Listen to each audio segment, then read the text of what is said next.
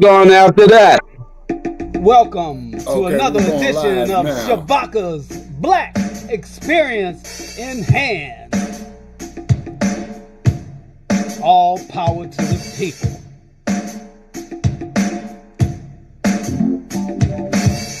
Astronomically speaking, I came from your distant future, not to preach but to reach. So when you start to dig deep, you dig deeper and deeper, you have to scratch the surface. Check it out. Let me take you to a place that I've never been. But if we were to go, then I'm sure we go again.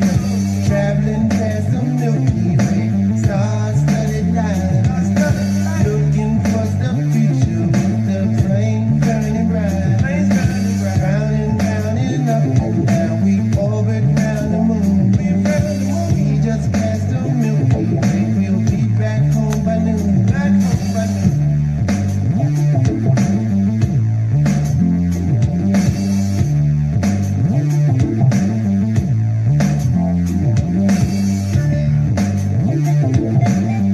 Said, are y'all ready?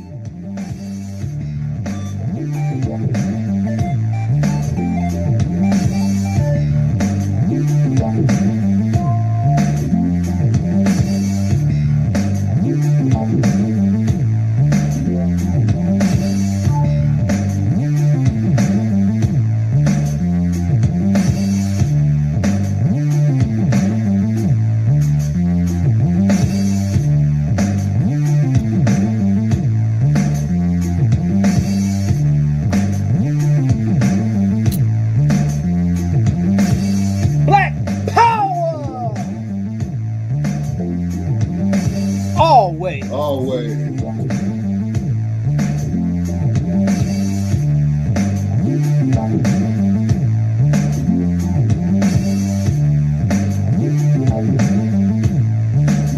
We're in Pyramid.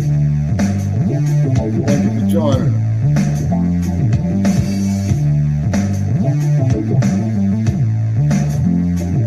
Yes, sir. Like, subscribe, share, and subscribe.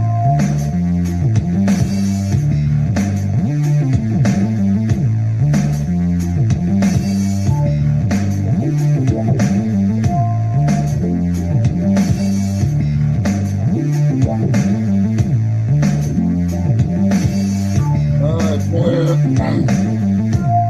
Welcome, welcome, welcome.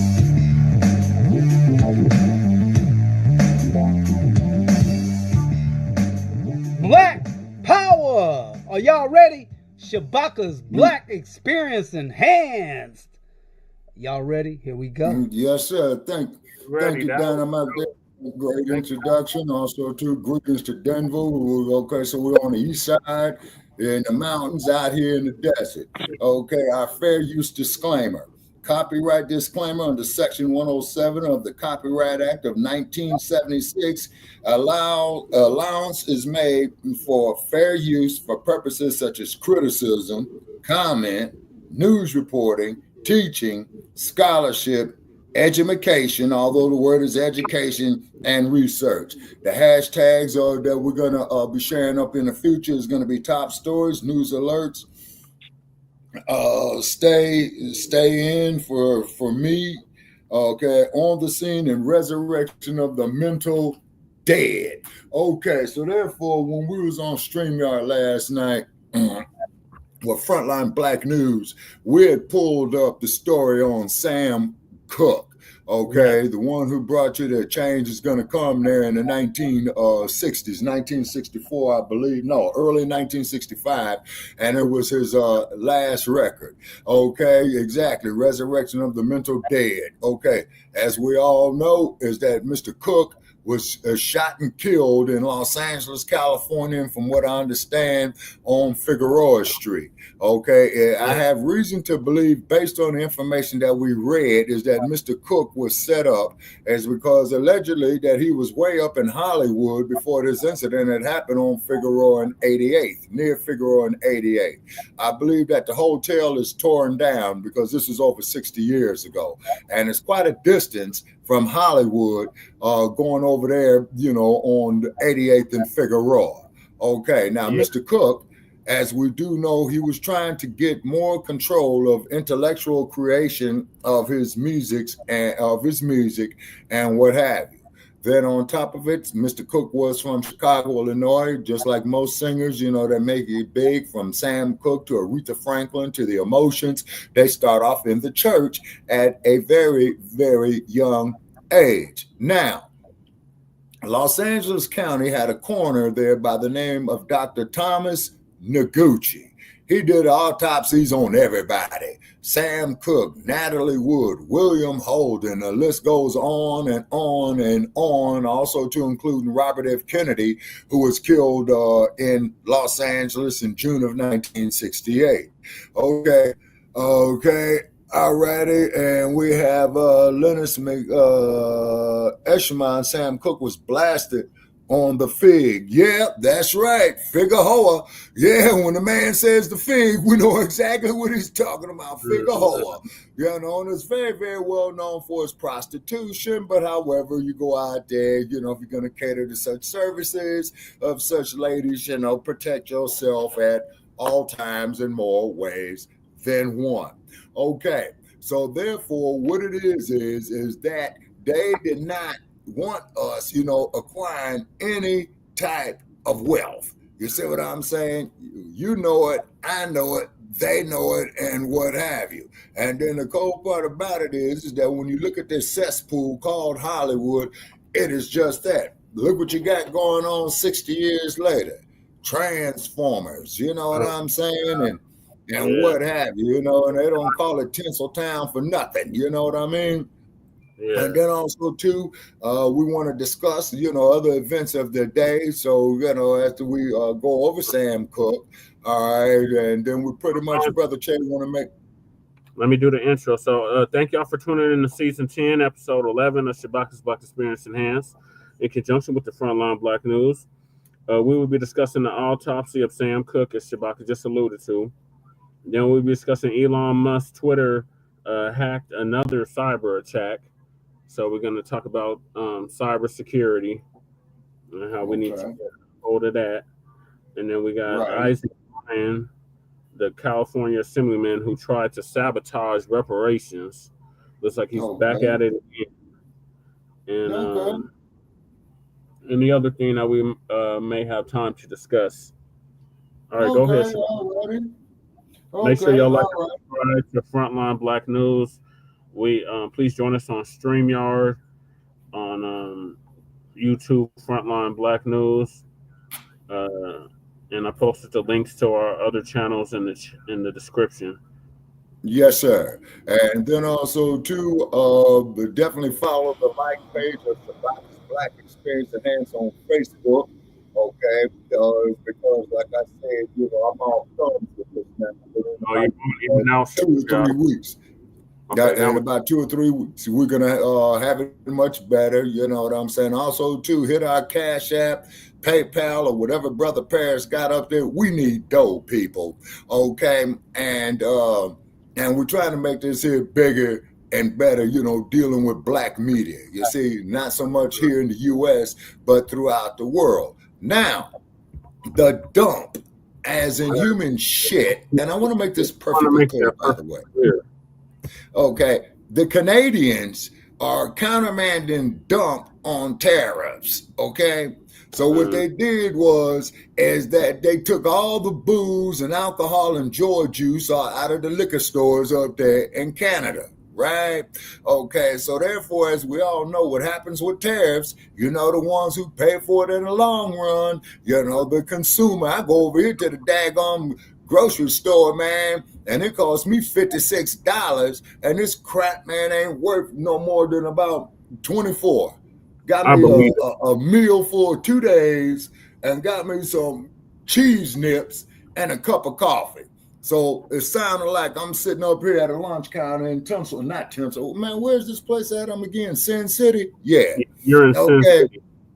Yeah, sitting at a luncheon counter begging for a cup of coffee. You see what I mean? So what it is, Black family, is that what we keep emphasizing on is that we got to do for self. We got to build our own industries. Now, for old girl, we ain't going to mention her name, but old girl, well, I'm not going to do nothing strictly for Black people now.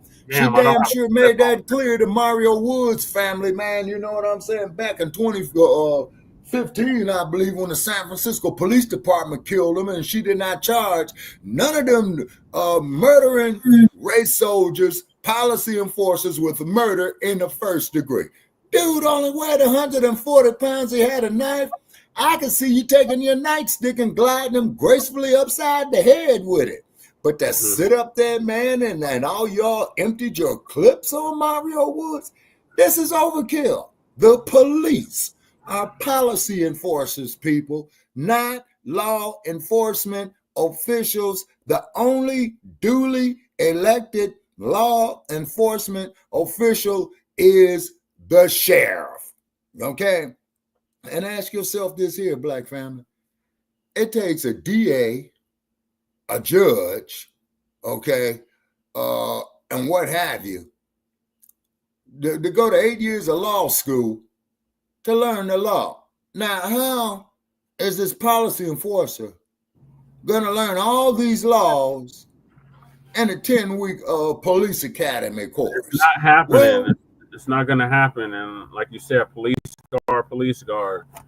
They are chosen for superior brawn and lack of intelligence. And look at that dumb bunny, you know, who was a cop that confiscated him some narcotics and went decide to go use the narcotics themselves and damn near died. Yeah. Thank you for Cruel Reality for bringing that to our attention, because I didn't even know about that until he brought it up. In Sacramento. Yeah. Oh man, why am I not surprised? Let me see if I can find the article, because he just sent it to me. Okay. I might share it for you. I can see what it's talking about. Okay. And this is all part of the Frontline campaign, you know what I'm saying? And we up here on Facebook, we up here on YouTube, you know what I'm saying? We got Dynamite, you know, out of the East, you know, he's helping us as well too. And it's on Blacc Off them Lion channel as well. Nice. Okay, and we're going to check our comments. Okay, so what we got right here, we asking for dough. We always going to be asking for dough. You see what I'm saying? And then also, too, Twin Pyramid, you know, he's helping us out with words of welcome. Like, share, and subscribe. Thank you, Twin. Love you for it, brother. Love you for it. And this fool was getting high off his own supply. He was getting high off of fucking fentanyl. And almost he peed off of fentanyl while on duty. And he the police. Brother Pete on the line too. So you know. Investigation reveals it was really a fentanyl overdose. Got a lot to get to tonight. Thanks for joining us. Really, I'm in the state capitol. Well, gruesome Newsom, what is your sorry he lied about his drug use? Your reporter covering Sacramento County, digging into those papers, revealing where to get that the details into the deputy deceit. Quite the story here, Madison. It is, Tony, and that deputy report from the department shows is in the middle of a fentanyl overdose. Cameras caught most of this scene. Body camera footage even caught the interaction that report says is the moment that he got those drugs on a call earlier this very same day. A warning to some of our viewers, the video you're about to see, which means he was picking up bribe money. Okay. A Sacramento County patrol deputy, Marvin Morales, on the job back in October 2023. Oh, you just been chasing the dragon, huh? He conducted a suspicious suspect stop and cited the person for meth possession. According to the sheriff's office report, for stopping him? This video is from that interaction. Chasing that dragon, boy. Hours later, security camera video shows Morales going into a bathroom at the Central Division Station. Moments later, he's found unconscious on the floor by another deputy. Hey, drag him out. According to the report, Morales intentionally smoked some of the suspected methamphetamine that he confiscated in tinfoil hours earlier. He experienced a fentanyl overdose. His own team and first responders administered multiple doses of Narcan. When I walk in, I saw him leaning against the stall. Morales obtained this glass pipe in August of 2023 on the job, months before the overdose, and lied in his report that he disposed of it. Instead, he took it home and admitted to smoking meth residue from the pipe 3 to 4 times over 2 months. In the report, a chief deputy said that the large-scale emergency response to Morales prompted multiple media reports, including our coverage, of what was believed to be a potential chemical exposure. It generated genuine concern from the community that in turn, the chief deputy said, will ultimately result in discrediting the sheriff's office when the public would find out that Morales is not a victim and his actions were intentional. Morales is no longer employed at the sheriff's office. Their report found that he should be fired, but a few days before that report came out, he submitted a letter of resignation citing personal reasons. On a felony under California. Why wouldn't he be fired? Yeah, all right now. That brings a smile to my heart. Oh yeah, okay. We had somebody drop off. Okay, hopefully they could sign back in. With the name Morales, I'm wondering if it was a setup by the Trump administration. Man, Dynamite. I do not put nothing past them. They say, hey, they probably tell Biden's son, hey, you want to get, you want us to leave you alone? Here's what you got to do. You got to leave your pipe in that dude's pocket. I don't put nothing past none of these rascals. None. I don't put nothing past them. But yet, though, they come up to me, Lady Che, Brother Che, Dynamite, all in the black community and the diaspora. Well, you guys are teaching hate. And we got to censor you. You know, you're going against community standards. You know what I'm saying? Community standards. Yeah. Community standards. Didn't the First Amendment said you had the right to free speech? Now, keep in mind. It doesn't apply to us. Exactly. And keep in mind, when these dudes wrote up this hypocritical document, okay, the majority of them were raping, slave trading, pedophiles, okay? And then on social media, they talk about free speech when they spamming you, man, with all this garbage that they're trying to sell you. But as soon as we said, let's do something for diasporic Africans, let's do something for FBAs, let's do something for indigenous people, always say that there is hate. That there is hate. But then you got old boy up there, the orange dude, he got Stinky Bird up there, little stink with him. You know what I'm saying? And Stinky Bird, you are not an African. You are Dutch. Comments, please. He's a damn bore. He's a damn. He can't speak worth a damn, that's for sure. He go to talking. He talking in code. It's like you ain't understand that dude, man. He be like mumbling and talking all under his breath, and he got his kid cussing you out on the side to make sure you get distracted. So he ain't nothing but a big old distraction. How all these billionaires become in head of something anyway? It's like, man, what do you think, Brother Pete? Brother Pete on here? Go ahead, Brother Pete. What's your thoughts? Go ahead, Brother Pete. We don't see your avatar, sir. It's always a pleasure having you, Brother Pete. All power to the people. Oh, he over here with me. He over here with me. Oh, okay. Okay. Yeah, go ahead, at the end of the bar. Okay. Number one. Go ahead, Brother Pete. I got a suggestion. Suggestion: everybody hold their comments until the actual interview or the actual production is over with, because I couldn't hear nothing that lady was saying. Because everybody needed to say something in between or over top of what she was trying to let people know. Okay. All right, let's replay it. Let's replay the clip, Brother Pete. As far as Elon Musk is concerned, I got one question, and that question is why we keep talking about him being there instead of talking about getting him out of there. Okay, that makes sense. Okay, now wouldn't that have to be done through an act of Congress, Brother Pete? But he wasn't voted in. He was just put in there by Trump.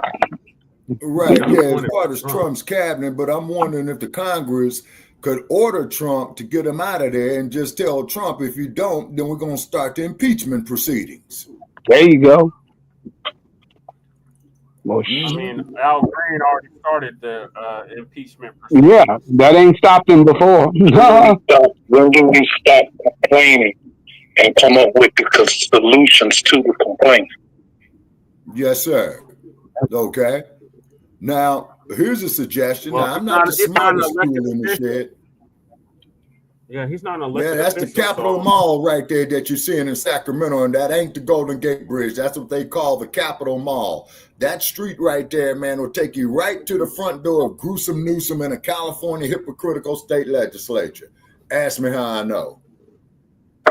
All right, let's do this again, Shabaka, because Brother Pete said he couldn't hear the first time. So let me play this. Okay, and then as the clip plays, everybody mute their mics. Drug use deception, a Sacramento County deputy revived by Narcan in what was first thought to be a chemical exposure. Now an internal investigation reveals it was really a fentanyl overdose. Got a lot to get to tonight. Thanks for joining us at 10. I'm Marley Ginter. And I'm Tony Lopez. Let's start with that investigation revealing the deputy lied about his drug use. Your reporter covering Sacramento County digging into those papers, revealing the details into the deputy deceit. Quite the story here, Madison. It is, Tony, and that deputy report from the department shows is in the middle of a fentanyl overdose. Cameras caught most of this scene. Body camera footage even caught the interaction that report says is the moment that he got those drugs on a call earlier this very same day. A warning to some of our viewers, the video you're about to see may be disturbing. A Sacramento County Patrol deputy, Marvin Morales, on the job back in October 2023. Oh, you just been chasing the dragon, huh? He conducted a suspicious suspect stop and cited the person for meth possession, according to the sheriff's office report. This video is from that interaction. Chasing that dragon, boy. Hours later, security camera video shows Morales going into a bathroom at the Central Division station. Moments later, he's found unconscious on the floor by another deputy. Morales! Hey, Morales! Hey, drag him out! Drag him out! Drag him out! Drag him out! According to the report, Morales intentionally smoked some of the suspected methamphetamine that he confiscated in tinfoil hours earlier. He experienced a fentanyl overdose. His own team and first responders administered multiple doses of Narcan. When I walk in, I saw him leaning against the stall. Morales obtained this glass pipe in August of 2023 on the job, months before the overdose, and lied in his report that he disposed of it. Instead, he took it home and admitted to smoking meth residue from the pipe 3 to 4 times over 2 months. In the report, a chief deputy noted that the large-scale emergency response to Morales prompted multiple media reports, including our coverage, of what was believed to be a potential chemical exposure. It generated genuine concern from the community that in turn, the chief deputy said, will ultimately result in discrediting the sheriff's office when the public would find out that Morales is not a victim and his actions were intentional. We can hear you, lady. Morales is no longer employed at the sheriff's office. Their report found that he should be fired, but a few days before that report came out, he submitted a letter of resignation citing personal reasons. With the Vikings as soon as tomorrow when the new league starts. Yes, Lady Che. Greetings. Thank you for joining us. I can't hear nothing. Can y'all hear me? Yes, we can hear you. It's not even letting me. It's not even letting me. Yeah, but now, can you hear me now? Okay, Simone so here. no. Thank you for tapping in. They got. All right, so listen, I just want to interrupt real fast. Because baby, are you all right? Yeah, I'm all right. It's just I'm not racist okay. question. They moved me. Yeah, I see that. Oh my god. Can I tell the people what happened really? What happened real fast? I already told them, but go ahead. All right, so check it out. They had moved me from my bed. So it's not unusual. I had a thing on the side of my chair, right? On the right side, it's embedded in there. You can't just see it. Okay. Now I had an accident because they don't want to keep putting me. They don't want to listen to me. They want to just do whatever. So this do whatever just did whatever. Okay, and I had an accident. It's your phone. They're doing that noise. I might have to come back to you again here shortly. Okay. Or Jesse, put Okay. yourself on mute. Somebody's doing some UFO type beeping. Well, Lady Che, you know how they hate us. Wait, You hold on, know hold what on, I'm hold on. saying? Hold on, I can't hear you. Sir. I thought it'd take me 5 minutes to get up. So I went to the restroom, right? And actually had an accident in my chair. Then they come move my chair. And everything's happening, right? As they're cleaning me up. So, yeah, security. Okay. Now I would say, look, you're a lot of niggas. Niggas came in here, okay? 4 of them, right? They shook my room down. Started shaking my room down, right? I said, say, bruh. I said, wait, what are you doing, brother? What you doing? She said, I'm going through your room. I said, excuse me. That's how it started. I'm going through your room. He's already been pacing the hallways like a dark little lion. He's like, I'm pacing the room. I said, look here, cuz. I said, say, run that back in. He said, I'm going through your room. I said, for what, cuz? He said, because you were said you had weapons in you. I said, what weapon? And I was thinking about me asking Jesse for my little slide. So I cut this gel out of my hair, right? So I can start brushing through it so I can retwist. This is so innocent, really. So innocent. This actually gets all crazy, right? So I just want to brush out the kitchens, okay? I was having a little problem, and I didn't want to ask for scissors. So I asked the little problem. I asked for uh like for my shit on my chair to be handed to me. I forgot it was there. Just a little throwing knife, but it could cut through the problem I was having with my hair. Okay, still innocent because Jesse was taking me down my braids this morning. So he tells we was on some innocent good shit. We was on some innocent good shit. Okay, now when they moved me from the chair and all this shit's happening, I didn't see that just one broad. Well, I did see it. I checked it. I checked race of the white person was happening, and I told her, look. This was the church this. And she's like, how I know? Blah, blah, blah. Like, real snappy and shit. I said, all right. I got me to the chair. Everything was like, whatever with the chair. Got me to the chair. Everything's fine. As I'm going back, because it's 2 o'clock, me and Jessica fall asleep for another 2 hours, easy before any shows have to come on. Okay? And so I'm thinking, well, we just go take a nap, boy. I gotta harass him. Everything good. I said, see the motherfuckers come to the door. And two of them, I saw the two little security guards. The one with the braids in the fit was like, I was like, look, what is he doing? Why are you bothering him? It's Jesse's gonna be quiet for a few minutes. And then he's gonna let you have it. And I'm like, why? I'm the patient. You talk to me. If you found it over here, it's on me. Why you gotta kick him out? So all this shit, right? We're going back and forth, back and forth, back and forth. They want to just throw him out. And I'm like, you could sign me out. They're like, we get thrown out together. So you get signed out and no.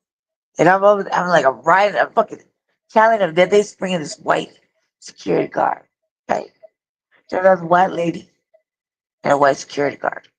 The white security guard starts talking to me. I'm like, look, you'll never get it. I'm there. I turned around. Look, I said, the only people that need to be in this room is me and these 4 brothers and Jesse. We can work it out amongst ourselves. Everybody get out, get out. You know what I mean? Like, that's what I'm saying. Everyone can get the fuck out. I said, out the blue. Right? I said, it's just me, 4 brothers, Jesse. We can work it out amongst ourselves. Because now you got bitches, Karens, and Kens that talking about we in the wrong. No, they never searched nothing. I've been up in my family. I've been up in my chair for 2.5 weeks. I've been transferring back and forth for the last 5 days. So they just decided to fuck with us. And this is racism and white supremacy. Every day, everything that we fight, all goddamn good goddamn law. So then they kicked Jesse out. And because they want to knock me out, they put all my medicine in and they knocked me out for 2 hours. So Jesse could get, so he go home. But they didn't want him to bring him back. And they took away my patient right. They violated me all the way around. They violated me, they violated my husband. But out of that, then they made it seem like I was a threat, like to society. You know what I mean? Like I did this, I was a threat. Right? And I would be nice to get the accolade of actually being a motherfucking threat. But me and Jesse was on some good old shit. We're about to get ready to do Frontline Black News, or Shabaka'S Black Experience. Because that's some good shit. And I just want to interrupt because today you got to watch. We don't need nobody to come fight our battle. I'm going to sue the fuck out this shit. I'm going to make a scene. How you doing? I'm going to make a scene. I'm going to go, yeah. I'm going to go real quick. Okay, lady J, hope you feel better, you know what I'm saying, because I've been in the hospital myself. Okay.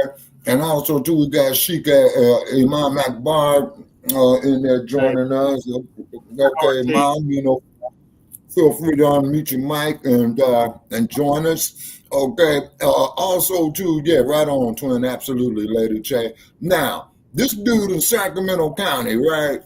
Okay, he on dope. They're giving this fool a gun, a shotgun, 2 clips, and then, of course, you know, they put 1 up in the chamber. You see what I'm saying?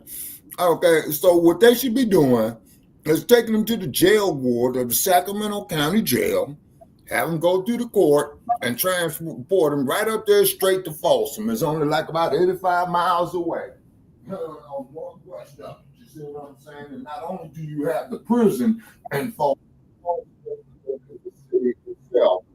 And it was a city doing a gold rush, and that there's where William Leadersdorf got all his money taken. You know what I'm saying? California's first black banker. Okay, so it's quite obvious, ladies and gentlemen. Okay, they got one set of laws for us and one set of laws for themselves. And like Sidney Poitier made that classic line in The Heat of the Night when he was speaking to Bea Richards, playing her part. Hey, you got 2 types of time in jail. You got colored time in jail and you got white time. And the worst type of time to do is colored time. You say, so what are they going to do with the cop? Now, this is an educated guess.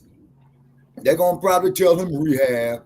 They're going to fire him from the police department, which is great. But what he deserves to do, just like Al Pacino said in Justice for All, he deserves to go right straight to friggin' jail and under California law enhance his time in jail, because you're supposed to be sitting up there. You swore to serve and protect the people of the Sacramento and the great state of California. Then not to mention the fact Gruesome Newsom is right up there at your front door. And Gruesome Newsom, I hope you lose when you try to run for president. I hope you get impeached because you got a questionable past all the way from the time when you was mayor of San Francisco. Okay, then that BS you pulled down there in Southern California. You see what I mean? Yeah, with the Beach. Yeah, Bruce's Beach. That was some bullshit. The bullshit that he pulled with the Reparations Commission. You know what I mean? And then also too is that what it is, black families, that we got to become self-sufficient. Now with them, and I like to get some comments on this here from Sheikh Imam Akbar, also too Brother Che, and then Blacc Orpheum Line TV. Okay, now California comes up to you with this game. Well, you know, California wasn't a slave state, you know. But mighty funny of how y'all changed that place into a state in less than a year after y'all found that gold up there and started bum rushing that gold. And not to mention, you had some of these good old boys from Great State, Texas, down with good and bug. Okay, and they coming up there to mine that gold, and they bringing their slaves with them, and they're not letting the slave know that once you cross off into California in that desert, getting ready to go up there through San Joaquin County and the what do they call that place? The Grapevine, okay, which is over the hills, and it's taking you out there into the farmland, right? But they didn't tell the slave that day was free. And I believe our East Coast correspondent, Brother Isaiah, had brought that to my attention about Miss Biddy Mason. Okay, Miss Biddy Mason was a slave from the great state of Texas, and they were down there going through L.A. County. And the sheriff of L.A. County went up there and informed her, well, ma'am, in the great state of California, you free. So you could walk away from this raping, slave trading pedophile right now. So she went to Los Angeles, started her business down there on Spring Street. And of course, in the heart of downtown Los Angeles, you see what I mean? And if I'm not mistaken, that she was not too far from where City Hall is, you see.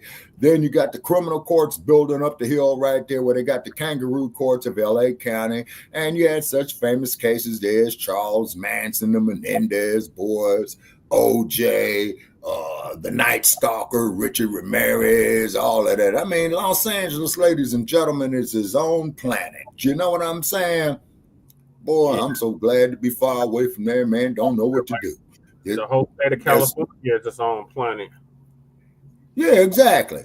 And then it sits right there by the Pacific Ocean. So when a quake hits, you know what I mean? You know, maybe it'll take it off there into the water. You know what I'm saying? But, but like I said, because people was telling me from back east of New York, oh, we had a 4.5 earthquake. A 4.5 earthquake. Well, try one at 7. Try one at 8.5. You know, I've lived through 4 major earthquakes, and it's quite an exhilarating experience. You know why, people? Because you don't know when the earthquake is coming. They can't predict it like they do the weather. You know what I'm saying? Hey, they get the shit rattling and rolling, man. You know what I mean? And then look what happened in San Francisco in 1989. Then over there on the Oakland side where you had the double-decker bridge that collapsed. And they was out there for about 6 months, man, getting dead bodies out there. And, of course, our hearts go out to all the families that lost loved ones in that. But can you imagine, man, the stench, man, after about a week and a half later, man, and you had like about 2,000 or 3,000 bodies out there that they had to go to recover. You see what I mean? So therefore, Gruesome Newsome, you're a real piece of work. When the COVID thing happened in California, when you put California on lockdown, guess where you was at, Gruesome Newsome? You was up there in Napa Valley at your wife's birthday party, man. Nobody wearing a mask, is sipping that good champagne and gin and wine and what have you. And then, of course, you know, there's bad news for winos. Is because they had a major rainstorm there a couple of years ago. So all your rot gut and what have you is going to be worse. And so quite naturally, of course, they're going to boost the price up there, you know, on your wine, you know, your good wine. Okay. But your rot gut, that there is going to go up there in price as well, too. Now, the orange dude is up here playing games with these tariffs and stuff like that. And what it is, when it comes to tariffs and international commerce, it's chess. But the orange dude is up here playing checkers. Then you got old J.D. Van. You know what I'm saying? Up there looking sinister and what have you. You know what I'm saying? And then and what's the clown's name, man? That's the Speaker of the House, man, that look like Captain Binghamton off of McHale's Navy. Who? Mike Johnson. Mike Johnson. Okay. And so therefore, you got a lot of these brain dead Negroes out here to believe, well, man, American democracy, man, they're gonna help us and all that. Don't you fools already see the handwriting on the wall? Don't you know, man, they coming after you real bad. And then just like Jasmine Crockett said, and from what I understand, she's a crook herself. And who was that mayor, Dalton, Illinois, that they recalled, and she was out here in Las Vegas gambling? Boy, I wish she would have came by and saw me and gave me some of that money. Boy, I could have used it bad. You know what I mean? Tiffany And Henry. what now? Henyard is her name? Oh, yeah.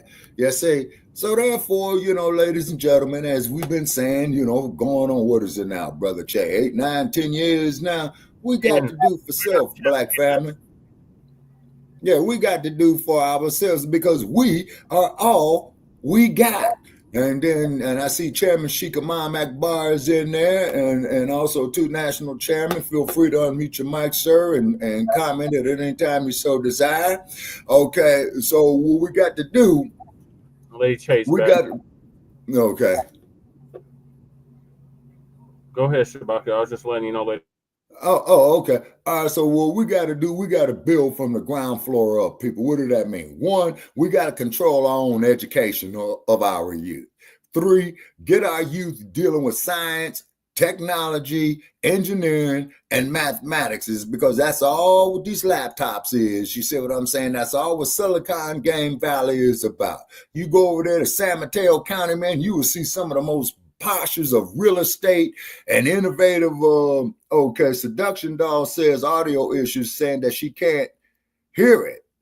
Okay. Okay, unmute your mic, Lady J. Can she unmute her mic? Okay, because I see her mic is off. Okay, I see Sheikh Imam Akbar unmuted his mic. Greeting to you there. Always, Sheikh. Greetings there, Brother Shabaka.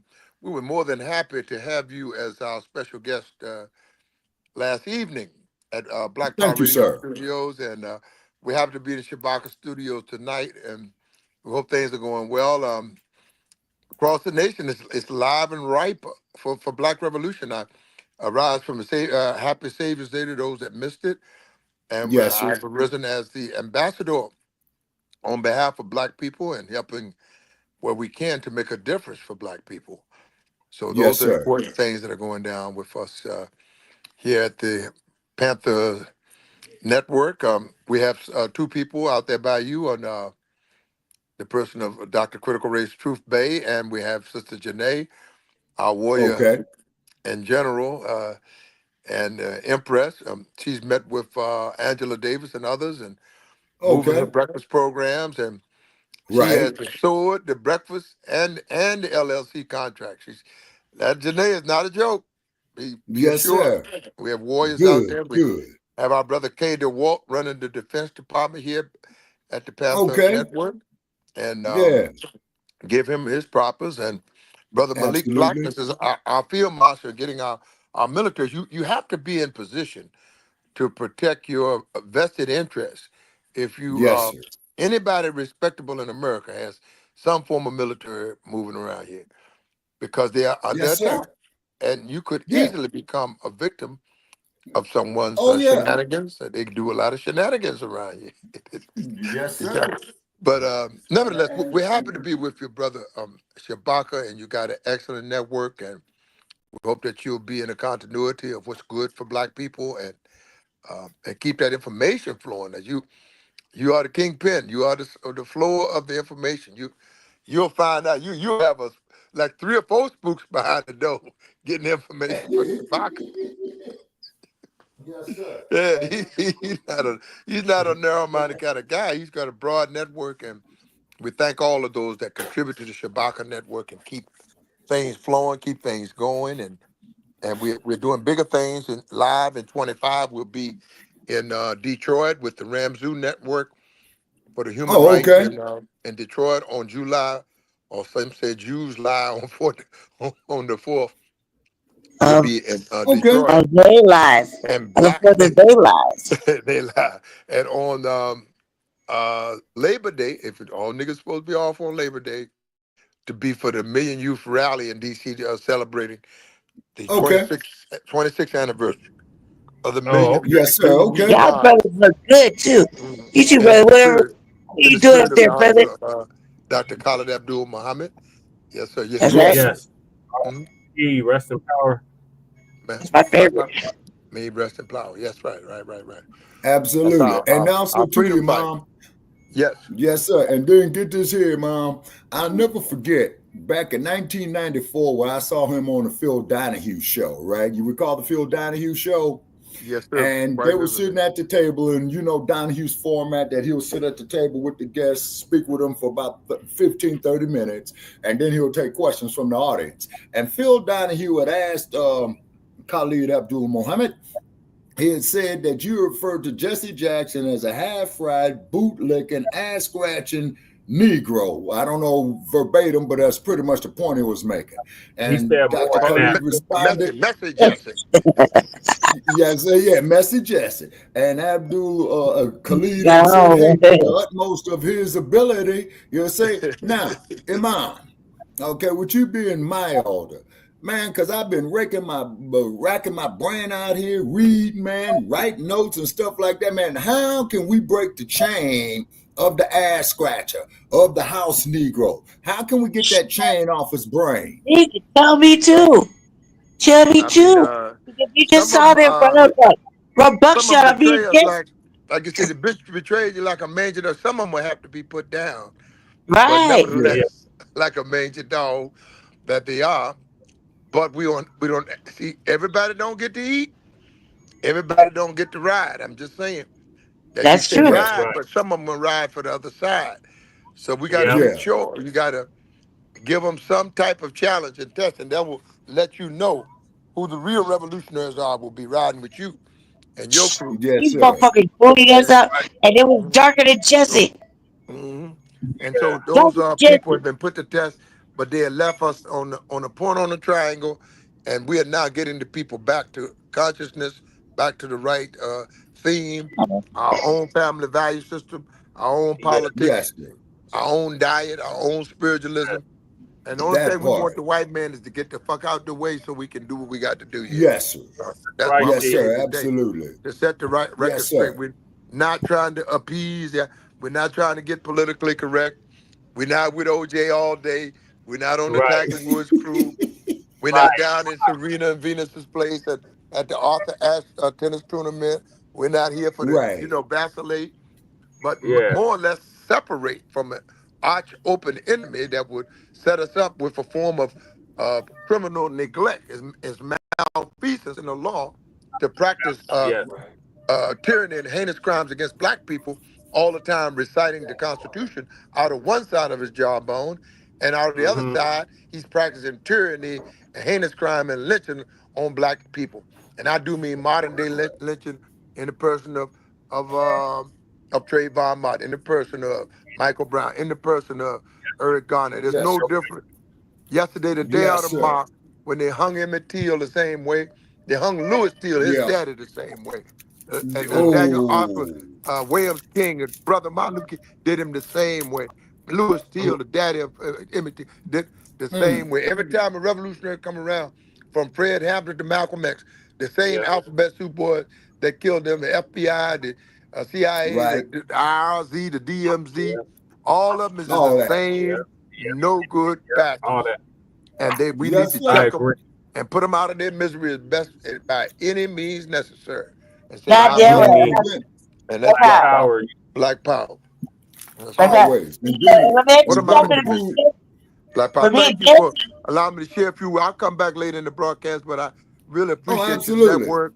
You have a beautiful Yes, room here, sir. and we're just so happy to be in the space with you. That's it, my Thank man. Thank Yes, you. sir. Appreciate that, Imam. Thank you, Yeah, brother. appreciate that, Imam. Appreciate your And it's a black lot power. of work, Black power. always. Black And it was a power. lot of My work God. that we Baka. did this here over the years.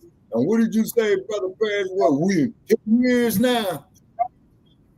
Yeah, we're 10 years in, 10 seasons. But Lady Che has something to say. Go ahead, Lady Che. Okay. Look. I thought Bo got in the challenge, but man, Shabaka, these motherfuckers came in here and they disrespected me and Jesse, and I was like, and I was gonna leave. Jesse like, no, baby, please. He was like, just stay here. I was like, he was walking out the door. I was like, I'll leave this bitch. Sick as I am, right? Because, and I didn't sustain it. He knows I'll do it.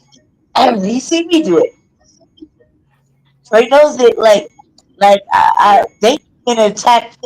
There's like a full frontal non-version, like, when they no knock warrant, me and Jesse were Yeah, on the other side of the what it room. was. It was a straight They were shakedown. fighting. Yeah, they came in, started going through shit, upset shit.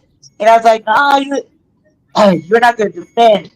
You're not gonna upset what he's got going on over there. I'm not. What the fuck is going on? You talk to me. You talk to you. And I was like, and Jesse was like, no, Jesse's like that, and I'm like that. I'm like, no. And when they Yeah, say why you have, not? Like this some boat. Go ahead, they Lady try King.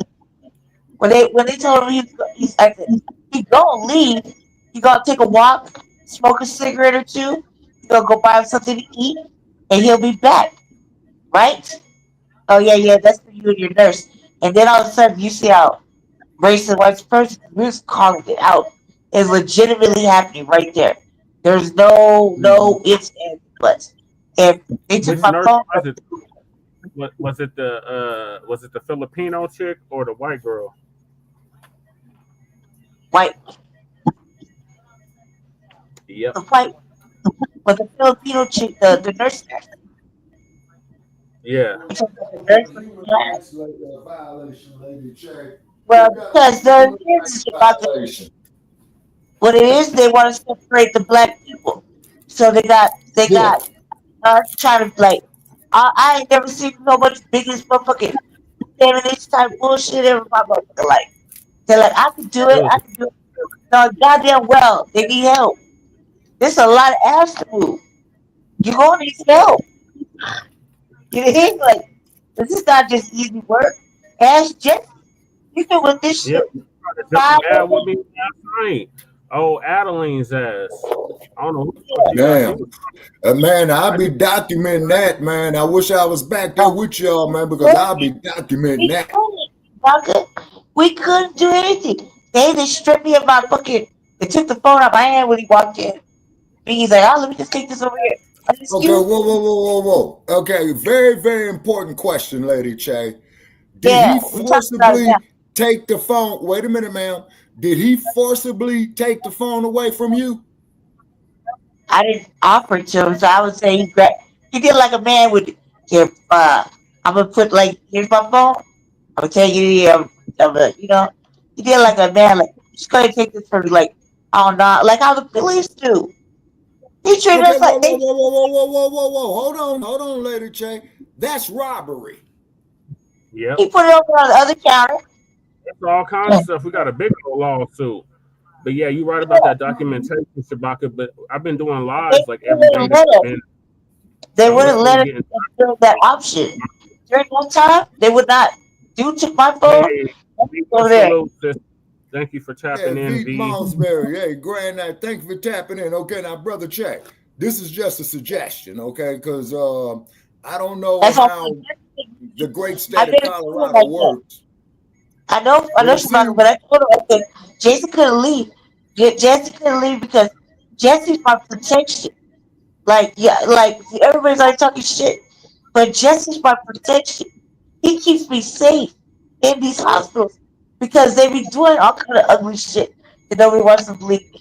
They won't let me have black kids. They won't. They do all kinds of shit. But fuck all that. When you see 4 of us come in Yeah. here and violate another man, Yeah, they sound okay, like Lady five. Check. Okay, Lady Check. Okay. All right, Lady Che, this here, okay, I see she went on mute. Okay, but this is just a suggestion. She needs to document that, man, the date, the time, the name of the personnel who did this. Yeah. I go live like every day. So it's being documented. Oh, okay. All right, good. And given to the proper authorities. Yes, sir. To be a patient advocate, and there's supposed to be a supervisor. Okay. Because based on what you're telling me, sir, you're more educated in law than I am, man. This is a human rights violation. Plus, she's in the hospital. On a day-to-day basis is a human violation, but you don't see nobody out there marching and protesting behind that. Yeah, exactly. That's what kills me. You know what I'm saying? That's what kills me. You know what I mean? Okay. Out these OT, these other than blacks, or those that only want to be black when it's convenient, because they were told, right. If you brown, you stick around. But if you black, get back. If you white, you all right. And if you yellow, you're mellow. And that's why I tell them. Those are the rules of racism, ladies and gentlemen, in the United States of America, with a triple K. Shout out to Paris. Yes, sir. And then too, you know, all this here is hypocrisy. Well, if you don't like it, leave it. As soon as you cut the check for the reparations, man, I'm up out of here. I might be like Marlon Brando and go buy me an island somewhere. Die peacefully. You know what I'm saying?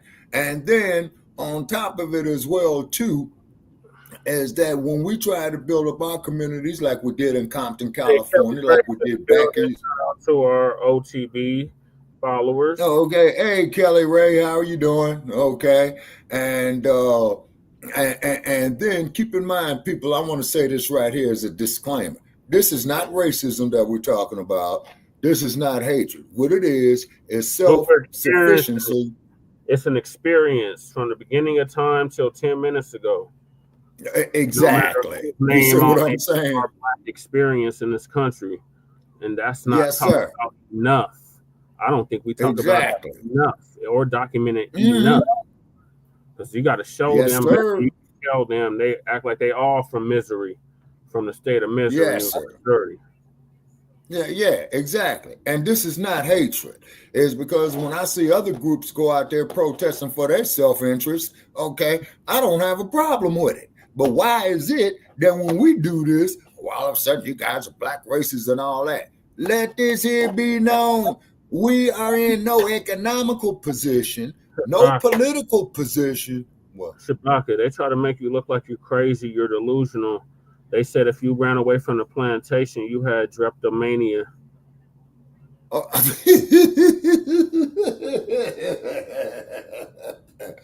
Funny you should say that there, Brother Chad, because I had read a story of a brother in the 1930s, you see what I'm saying, who was a slave all his life. You know, the brother didn't know any better. And what had happened was, just like Lerone Bennett had said in his works, is that the slave was property. You could borrow against the slave. You could will the slave, you know what I'm saying, to your family and stuff like that, okay? All right, but the brother, he didn't know any better because he thought the master was good to him, and this dude is working from sun up to sundown. You see what I mean? Okay, and then, you know, every other groups, they got their history, you know, and probably their trials and tribulations that they went through on a collective basis. But what it is that the black community, not so much in the United States, but throughout the whole world, we are in a state of emergency. You see what I mean? And then you tethers have got to go, because I've been doing research, Brother Che. You telling me I don't read enough, so I've been doing some research for you now, Dag Nabbit. Okay. I've been reading too. Okay. Yeah. Okay, is that these tethers is like these Uncle Toms that you had on the plantation. Now, question. You sitting at a lunch counter in Wilmington, North Carolina, talking about, I want to be equal. And don't you know that food, I'm quite sure that they was giving them Negroes sitting at that lunch counter was tainted, but they throwing plates on them, garbage on them, and all of that. My. All kinds of extra. You purposely going, no. You didn't have to go. You could have joined the Panthers. You could have joined all the revolutionaries, but no, you decided to go beg for a seat. A cup of coffee at a lunch counter. Like you don't have your own lunch counter. You don't have your own coffee. Like you don't have your own anything. Exactly. And then what did that funny dude said? who ran the FBI doing a Montgomery bus boycott after old Frogface segregation. The Segregation. Oh, I thought you were talking about the cross. No, I'm talking about J. Edgar Hoover. Yeah, the cross-dresser. Yes, sir, who had stated that just a simple organization of Negroes was a threat to national security. Just now, the organization. Just the organization of us. Just organizing. Only 3 of us could is a threat to national security. So for those the gang, 3 or more people, three or more. We're gonna take your black ass down there to the south. I've been through this stuff. Shabaka, but that's where we're most concentrated. That's why it's the topic of discussion. We have the new African Republic, and that is in the process of being done. Brother Che, you fed it out. 8 or 9 states and make them black only. Could you? It's the Wi-Fi. No, I can still hear myself. It's Shabaka. No, it might be on my end. I hear Dynamite speaking, but are you muted, Dynamite? No, you're unmuted.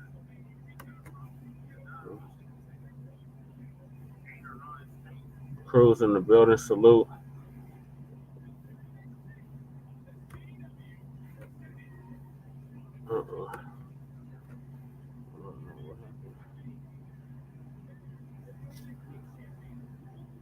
Yeah, with Shabaka. Alright, Dynamite might have to hold it down. No, I can still see myself moving. I just can't hear y'all. They don't cut the sound. Let me bring Shabaka back in. Shabaka pinwheeling. Can you hear me? Yeah, I can hear you, Shabaka. Okay, there I am. Okay, you can hear me now. Okay. All right, so, and it's like chess, people, because you see what we're talking about, and then all of a sudden we start having these technical difficulties. You know what I'm saying? Thinking we stupid. But mighty funny, you should get that garbage up there for your advertising up there. Right when we hit 10 viewers, Shabaka, we hit 10 viewers. Started messing up. Crews in the building. Salute to crew. All right, crew, what's going on with your crew, man? You know, it's always a pleasure having you. You know what I'm saying? Black First family. And we got Kelly Ray right there. And we also have the V Maltzbees that I'm seeing here in the chat room as well. Okay, so in other words, people, I'm getting it together. I'm working it with shoestrings and bubble gum. You know what I'm saying? But it's like I'm in the gym. Yes, sir. You look like Lady Che's trying to speak. Unmute your mic, Lady Che. Hey, wait a minute. Let me see here. Okay. All right. Okay, I unmuted her. No, I think she has to unmute the mic herself. Yeah, she has to do it herself. Because I'm pushing it. Yeah, because I'm pushing it and ain't nothing happening. Yeah, she got to do it. Okay. All righty. And Crew Reality, you know, he's passing greetings. Beautiful, beautiful. Do you want to join us? The link, because we can have up to 15 people or 10 people. Which one is it, Dynamite? I think Dynamite. Okay, Dynamite. Yeah, can you hear us, Dynamite? Oh, wait a minute. Yeah, okay. I had to add you back to the stage, man. Okay, yeah, and yeah. Can you hear me? We're trying to get crew in. Yes, sir. Right. And we're trying to get crew in here, you know, out of the CHI, the shy, you know what I'm saying, and what have you. Okay, but what it is, though, that every time that we try to come out here and put a message together about our self-sufficiency, all of a sudden we're having technical difficulties and all that bullshit. Now, ask yourself this question here, Black family, okay? Is that over there in the Middle East, you remember when they had the pagers blowing up? Yeah. That was just recently. So what is preventing them? Yes, so what is them preventing them from blowing up these laptops, blowing up your desktops. You see what I'm saying? Yeah. Yeah. And they call And us your cell crazy. phone. Or your cell phone right in your pocket. Exactly. Yeah, Mhm. exactly. You know what I'm saying?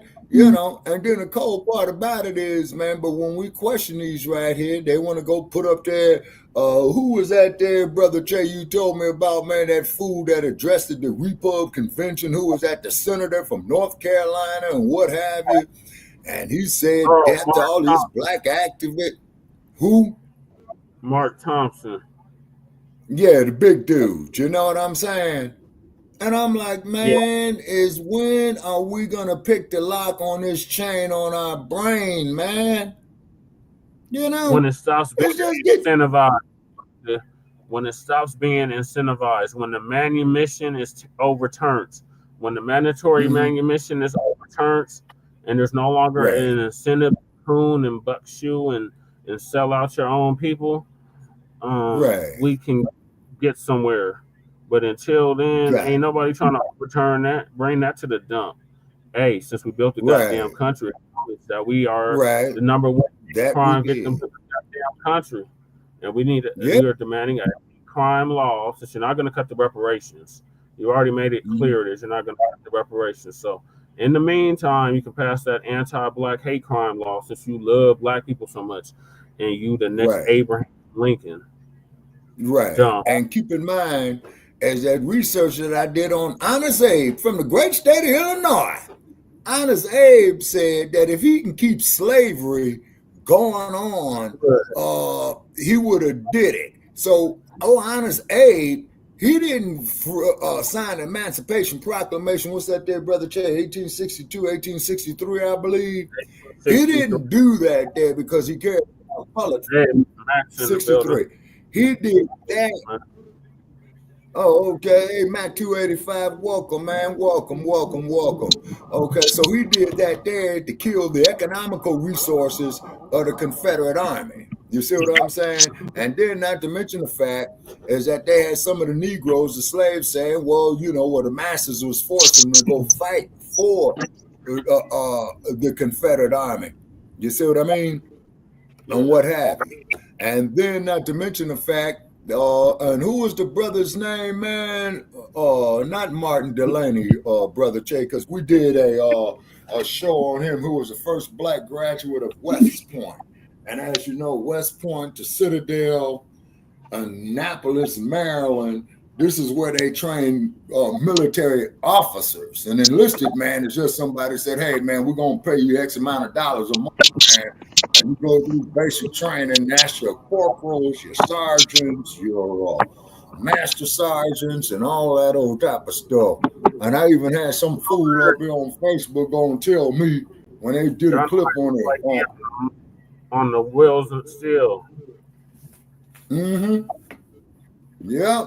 And then, too, but if we go out here and form a military, everybody's door is getting kicked in. Everybody's getting assassinated and what have you. You see what I mean? What happened in the past, Shabaka, but just because that happened in the past don't mean we can't recreate it now. Yeah, that part.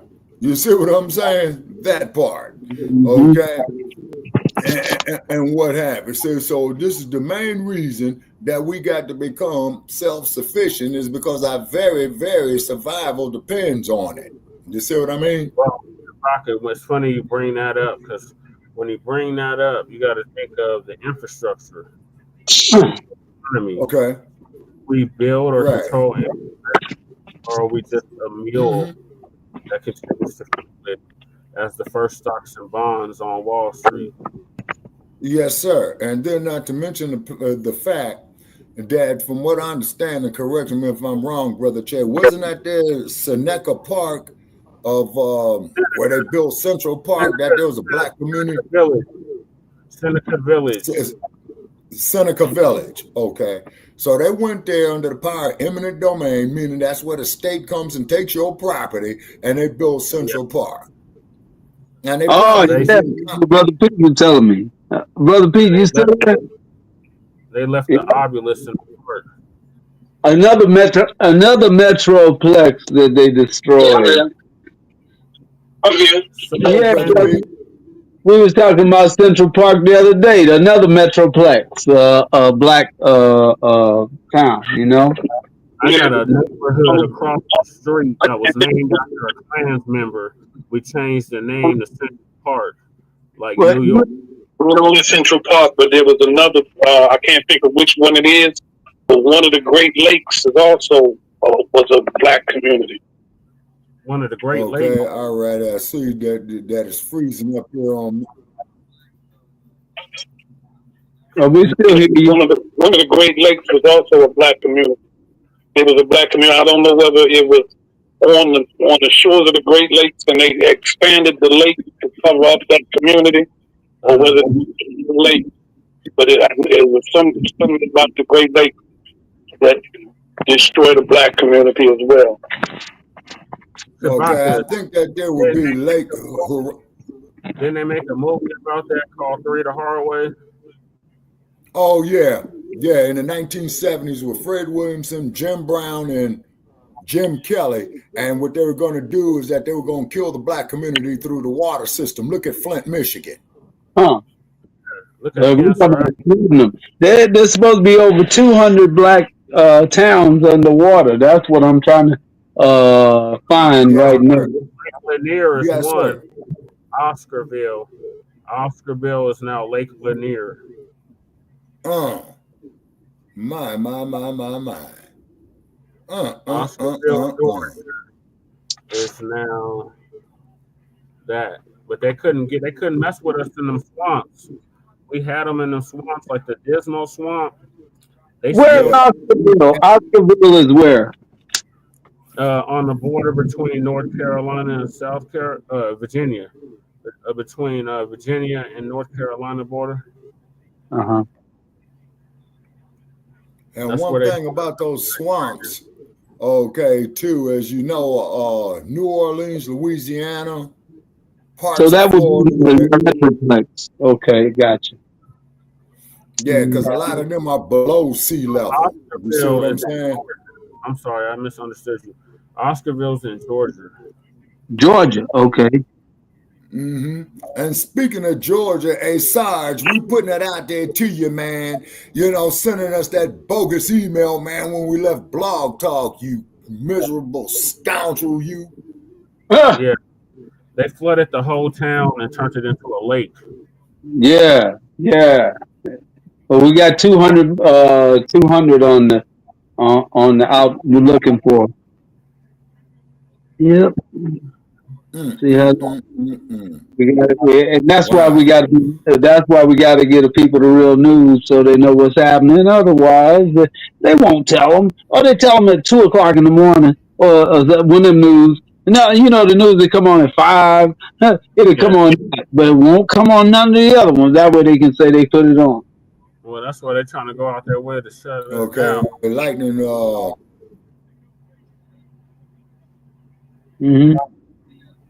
Because we control the narrative and we control the airwaves. They don't. Yeah, but I'm just saying, when they feed our people the okie doke, and that's all they hear, now they can get the real scoop. Yeah, that's the front line. We on the ground. We got boots on the ground. Right here, and on Black Power Radio. Coast to the West Coast to the right. Yeah, take Imam Akbar, and then with myself on Saturday night because we know we got a party right. Black Coast. So I'm under the Black Coast from the Lion Channel, so that way we gonna keep it coming to the people so that they will know what's really happening instead of because I hate it when they tell us like Malcolm X said. Actually. Well, you know what I mean. They lie to you and tell you it's rain. I'll put my own word.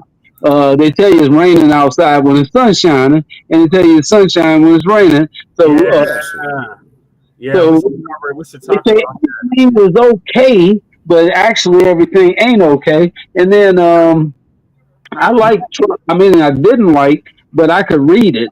I like the fact that I could read Trump's expression when he said, "Well, the prices are going to go up a little bit." Yeah. Oh shit, Jay Millie's in the And building. then on top of it as He well, said, "But it's going to be." He said, "But it'll be okay." And I was thinking, yeah, for a billionaire sitting there with red Teslas, yeah, it'll be okay.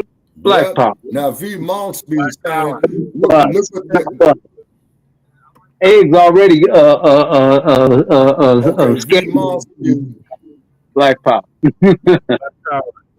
Yeah, they're trying to take them the black families' land, that FBA families' land down there in Sparta, Georgia.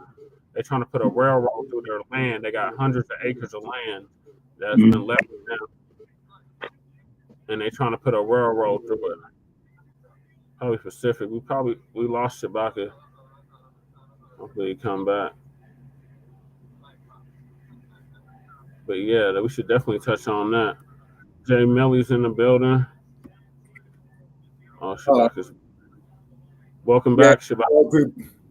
Yeah, they up here playing games with yours truly. You know what I'm saying? We're 13 now. Keep going. Okay. All righty. Okay, cool. You know what I'm saying? And please share it and what have you. You know what I'm saying? And then the cold part about it is, see, this is stuff that they don't want us to talk about. Why do you think we're having all these problems right here? Okay, can you hear me? Yes, Shabaka. Okay. I told you. Okay. Acting up. Yeah. Okay. And then I'm trying to get my avatar back up there. Okay. Okay. See my avatar? No, it's still a blank black screen. Oh man, these suckers, man. Wait a minute. Okay. All right. Yeah, I had to hit the start cam. Okay. All right. So what it is that all this knowledge, you know, that they're trying to keep from us, you know what I'm saying? Now keep in mind. I put the link in the chat if anybody want to hop up. Okay. All righty. And then keep in mind is that they had us building a Southern Pacific Railroad that went from Atlanta, Georgia to Los Angeles, California. Okay. And you heard about the legend of John Henry and what have you. You know what I mean? So once again, we built this nation. The railroads were key to the gross national product of the United States at that time. What is a gross national product? That there's a total amount of money that was spent for the production of goods and services. You see what I mean?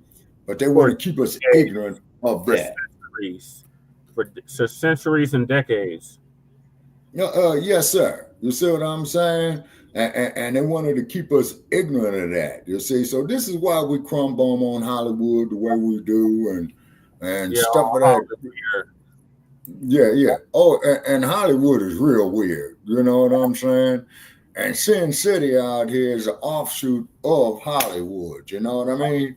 Okay, but at the same token, you know, they don't want us talking about this type of stuff right there. You know what I'm saying? Just like with that woke theory garbage you got down there. Who's that governor? What's that? Not Governor Bud.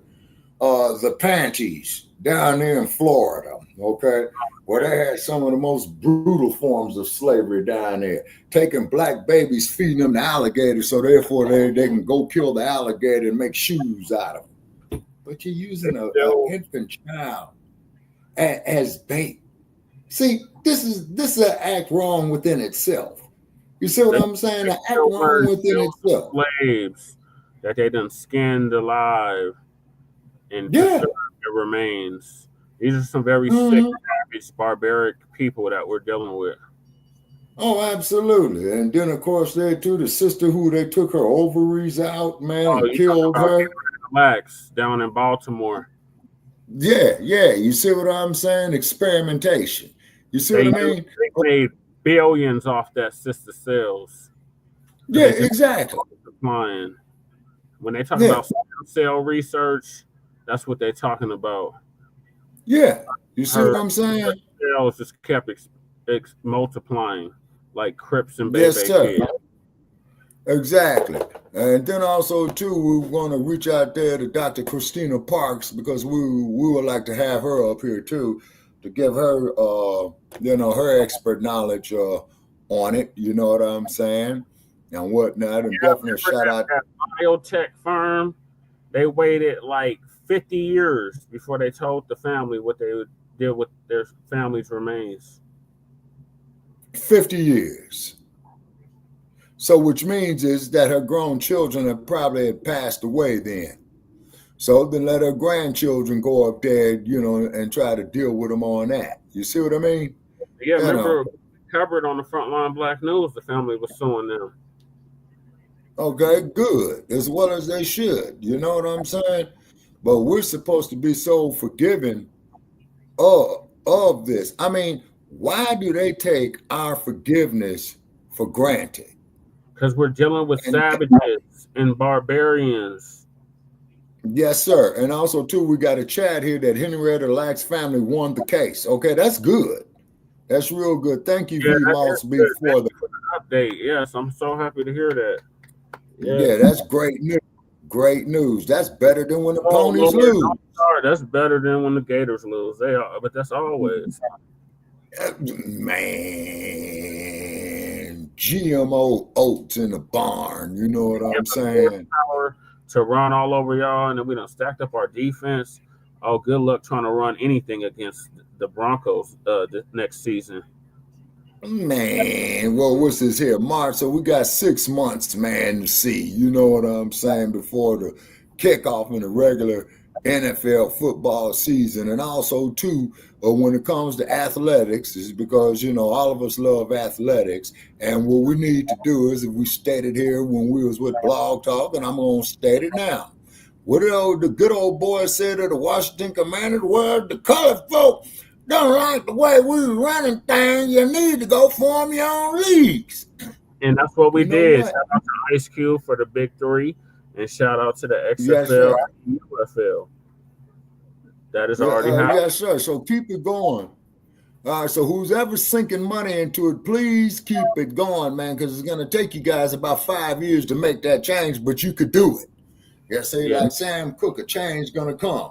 You can do it, and it will sell big. It really, really will. It will sell big because of the talent that we have in athletics. You see, okay, what's cracking, Jay Militant? Okay, Jay Militant is saying Dre Greenlaw, who is part of the best linebacker duo with Fred Warner, is now a Bronco. Great news. Great news. That's horrible news. That's lovely news. That's horrible news. Y'all don't even have a quarterback. Man, what they had to do, Brother Che, is what they're doing here with the Raiders, okay? Just like how they bounced the wrecking ball off the Hacienda Hotel, getting ready to bring the Oakland A's here, soon to be the Las Vegas A's. Y'all losing everything. That's what they need. That's what they need to do. But wait a minute, though. The Oakland A's, man, gave you Reggie Jackson, Mr. October now. Yeah, that is true. Yeah. Although that he got traded to the Yankees, you know what I'm saying? He'll say, but that's where he started at, you know what I'm saying? There in Oakland, in Panther Town right there. So baseball, football, and NBA is They got Gino. He said, yeah. Oh, okay, we got Gino for now. We got Gino now. That's great news. Great news. Great news. You know what I'm saying? Now, if we can just go on and control these industries, you see what I'm saying, of which we contribute, through our sweat, intellectual property, physical labor, and what have you, we got to start controlling that. See, that there gives us our economical shift. And this is what's going to countermand the orange dude getting rid of DEI, you see. And for the transformers, stand up and be men, particularly black men. You know what I'm saying? Come on now. You see, okay, Jay Milligan says he pressed the wrong button. Okay. All righty. Yeah, okay. But the fact of the matter is that with all that revenue is generated from our talents there in Hollywood, okay, same thing, in sports, we can make an economical shift, Black family, that we could do. Plus, we got educators as well too. Say we can make an economical shift. You see what I mean? Hey, and it's got to be a B1 agenda for at least 2 generations to countermand this madness that you have going on. And then this madness is going to get more intense with this AI garbage. You see what I'm saying? And then when I see that crap on my Facebook like page, I just simply tell them, please do not put garbage like this up on my wall. You see what I'm saying? Now, we love our followers and what have you, you know what I'm saying? And supposedly everybody's supposed to have the freedom of speech. But when I'm sitting up here looking at dumb stuff and these staged raggedy videos of where you staging this garbage, you see, I simply tell them, please do not put this shit up on my wall because it's garbage. It's kind of like I got a nice garden right there and everybody want to come through there, man, and throw trash in the lot. You know what I'm saying? Just for the heck of it. Really, Next is on. I'm watching Next while the show is going on. Okay. Who's on? No, it's a wrestling Shabaka. Okay, you know all that there is staged. You know that, right? NXT. He's on NXT. Yeah. Oh, yeah, it's staged because as big as those dudes are, man, and if they didn't land properly, man, or roll properly, man, you would have a whole lot of people going into intensive care. You see what I'm saying? There's some chicks going at it right now. Oh, okay, the girl fights. Okay. And then also, too, you know. The girls are just as talented. And they doing some talented stuff though, like flip and look like they diving in a pool and land on somebody. Yeah, but it takes years and years for them to get that skill. You know what I'm saying? Because they got to shift their weight so they don't get no serious injuries. You know what I mean? But what kills me about it on that wrestling is when these fools is fighting back and forth, then the fool goes up under the ring and pulls out chairs and bricks and all kind of stuff, man. Bob chair at that. Just recently. That was just, but that barbed wire be that like plastic, some plastic with some like some barbed wire, some rubber tips or something, But I've seen this week, they say they use real thumbtacks though. Because how you have that going right now, Dynamite. Yeah, got the logo going, Yes, indeed. Yep. Okay, Jay Militant says, shout out to Swerve Strickland, who reps our people every time he comes out, and his manager, Prince Nana. Okay, you're going to have to... He's talking about wrestling. Oh, okay. All right. Okay, thanks for the clarification. He's an artist and a wrestler. He's a artist. Oh, okay. All righty. Okay. Yeah. Hopefully he make his money. I ain't mad at him. I ain't mad at him. Okay, you have a former wrestler in the chat right here. Okay, now if we can get some feedback from him on He talking about himself. Huh? Jay Millie talking about himself. Oh, okay, Jay Militant. Oh, okay. I didn't know that, Jay Militant. You know what I'm saying? I didn't know that. Okay, all righty. Okay. And King Kong Consciousness, I think he was in the ring or something. Yeah. His daughter done exposed him for the deadbeat he is. Umar, Umar, I put my money on Umar against let's see, what's that dude's name? The tall giant dude. Huh? No, the Gypsy King. What's his name? Oh, Tyson Fury, man. Hey, his crazy as bonkers. Because I don't want to say the other one. I sure do wish Muhammad Ali was in his time, man, because Ali would have smashed the Gypsy King.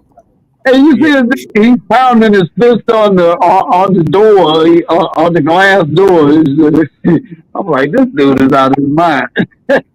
Yeah, and one thing I'm very, very thankful for, and I'm sure Sheikh Imam Akbar agree with me, Muhammad Ali never lost to no white man. Hey, where you at, Sheik? You on there? Muted. Sheik is still with us. Just muted. Oh, okay. Oh, yeah, I see him on mute. Okay. Yeah, but that's one thing that I appreciate about doing Ali's. Yeah, he ain't never lost to no white man. Yep. And keep in mind. Are you outside? Now, God forbid, had such a thing would have happened, that white man, you know, he would have got paid. You see what I'm saying? And what have you. And then just like in his second fight, when he came back against Oscar Bonavena, okay, Bonavina's sitting up there trying to taunt Ali and says that you're a chicken, why don't you go to the army? And Ali said, yeah, okay, yeah, all right. And that was his second fight when he had the layoff, in which they took his title from him illegally. So he went out there and laid out the Brahma Bull in the 15th round. It wasn't easy for him, but he laid him out. You know what I'm saying? Decked him 3 times, and then Bonavena, oh, I'm so sorry, disrespected you, and all that. Well, what did you expect? Don't you know, Black family? All of us know this. When we dropped the slave name of the slave trader that owned our family, okay, it is a grave insult to keep referring to us by that name. Now, this isn't hatred. It has something to do with dignity. You see what I'm saying? Because, you know, they never wanted us to have any dignity. And what did the sister say, Miss Fannie Lou Hammer? I'm sick and tired of being sick and tired. You know what I'm saying? And a shout out there to Ella Barker, you know what I'm saying? Because they were celebrating 60 years about the Edmund Pettus Bridge. And John Lewis, you are knocked out there and you talking about good trouble. Okay, John Lewis, you know what I'm saying? It is what it is. And then, of course, you're right, V. Mossby, they didn't see us as humans. Now, ask ourselves this, Black family. If they didn't see us as human, then why did the rape and slave trading pedophile go violate our women? Why, like the Carolyn Bryants and what have you, like you saw in the motion picture, Mandingo, that go tell her brother that he better do it to her, otherwise she gonna shout rape. So he damned if he do, damned if he don't. Same scenario that caused a tragedy in Tulsa, Oklahoma at the Black Wall Street.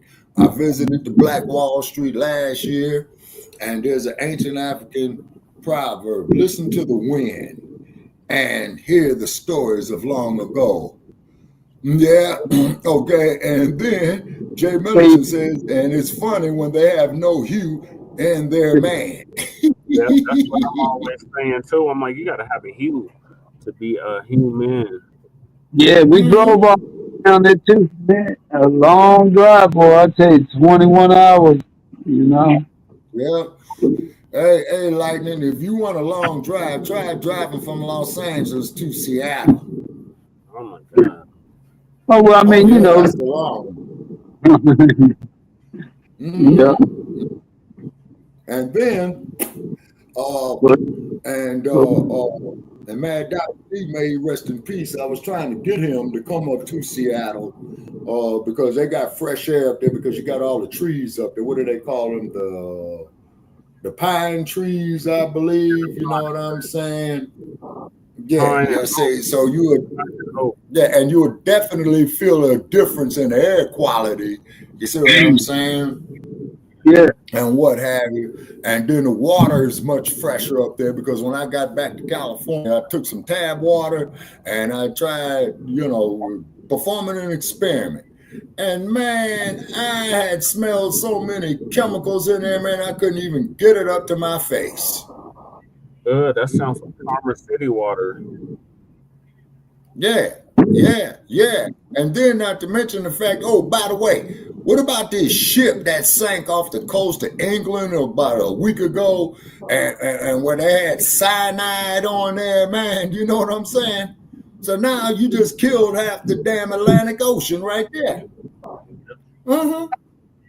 Just like that electric company in Tokyo, what was that, 2008, where they had a nuclear meltdown, man, and they still can't figure that out. 2011, when the earthquake. 2011. Yeah, 14 years ago. Now, ask yourself this. Fukushima. Yeah, it's still leaking. Yeah, it's still leaking. And then they be like, we're all human, we all bleed the same. What that mean? What the hell? What that mean, Jay Militant? Oh, you talking about them, what they saying? Oh, yeah. And also, too, Jay Militant, that's why I always tell them, in about, let me see, what's this here, March, okay? Well, I went to Denver, Colorado last year and got snowed in and buried in all that snow and all that stuff, freezing to death. Like he wasn't warned. Yeah. He warned him ahead of time, and he didn't listen. So that's what happened. But tell him what happened. Tell him what happened to you. He didn't listen. When you F around, you find out, and I found out, and the only time I'm driving to Denver, Colorado is between the months of June, and I'm about it there by the end of August. Yeah, quickly. You know, I've seen all 4 seasons in one day in that town. You know what I'm saying? Yep. It was crazy. It's not a town no more. Yep. It's a booming major city, Shabaka. We're not a cow What's town. That? It is a major booming city. We're like one of you had one of them governors there that told all the tech giants there in California that if y'all abandon that raggedy state and move your headquarters there to Colorado, they will fix the tax laws for them to make a profit. Now, I ain't mad at them. You know what I'm saying? Business is business, but do not come up here to me telling me a bunch of BS when we talking about building businesses in a black community. Well, you guys are black racists. That goes against community standards. You know, community standards, man. What kind of community standards do you people have when you're going to allow transformers to go up there and say they women? And I'm looking at this dog-faced Joe that got a 5 o'clock shadow worse than I do. And I'm going to call this dog-faced Joshua a woman? Is you crazy? One of them tried to attack a sister. I seen a video of the sister almost getting attacked by one of them transformers. The transformer was walking. Came out with a switchblade. She came out with something, Shabaka.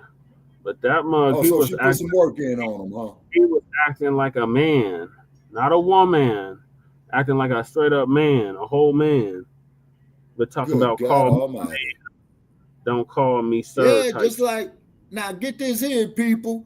Just like I got on a bus up there in Sacramento, California, where that meth head with the badge is at.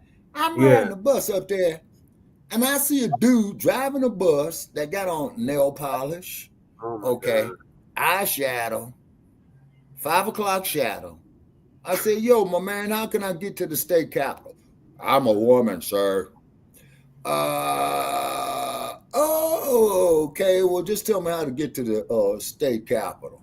And I went there, took my seat and said, my. You know what I'm saying? To quote Sheikh Imam Akbar. I mean, California is crazy. I mean, see if I can hear them. Hold on. Maybe having me there. Yeah, Jay Militant. Yeah, man, it's bad, man. But out in this desert, you know, they do have these individuals out here at a minimum. You know what I'm saying? Yeah, V Montsby. The 5 o'clock shadow. Worse than mine. You know what I'm saying? Because I don't shave every day. Because what I do, I like to let it grow all the way out, all gray and everything, looking like an old man.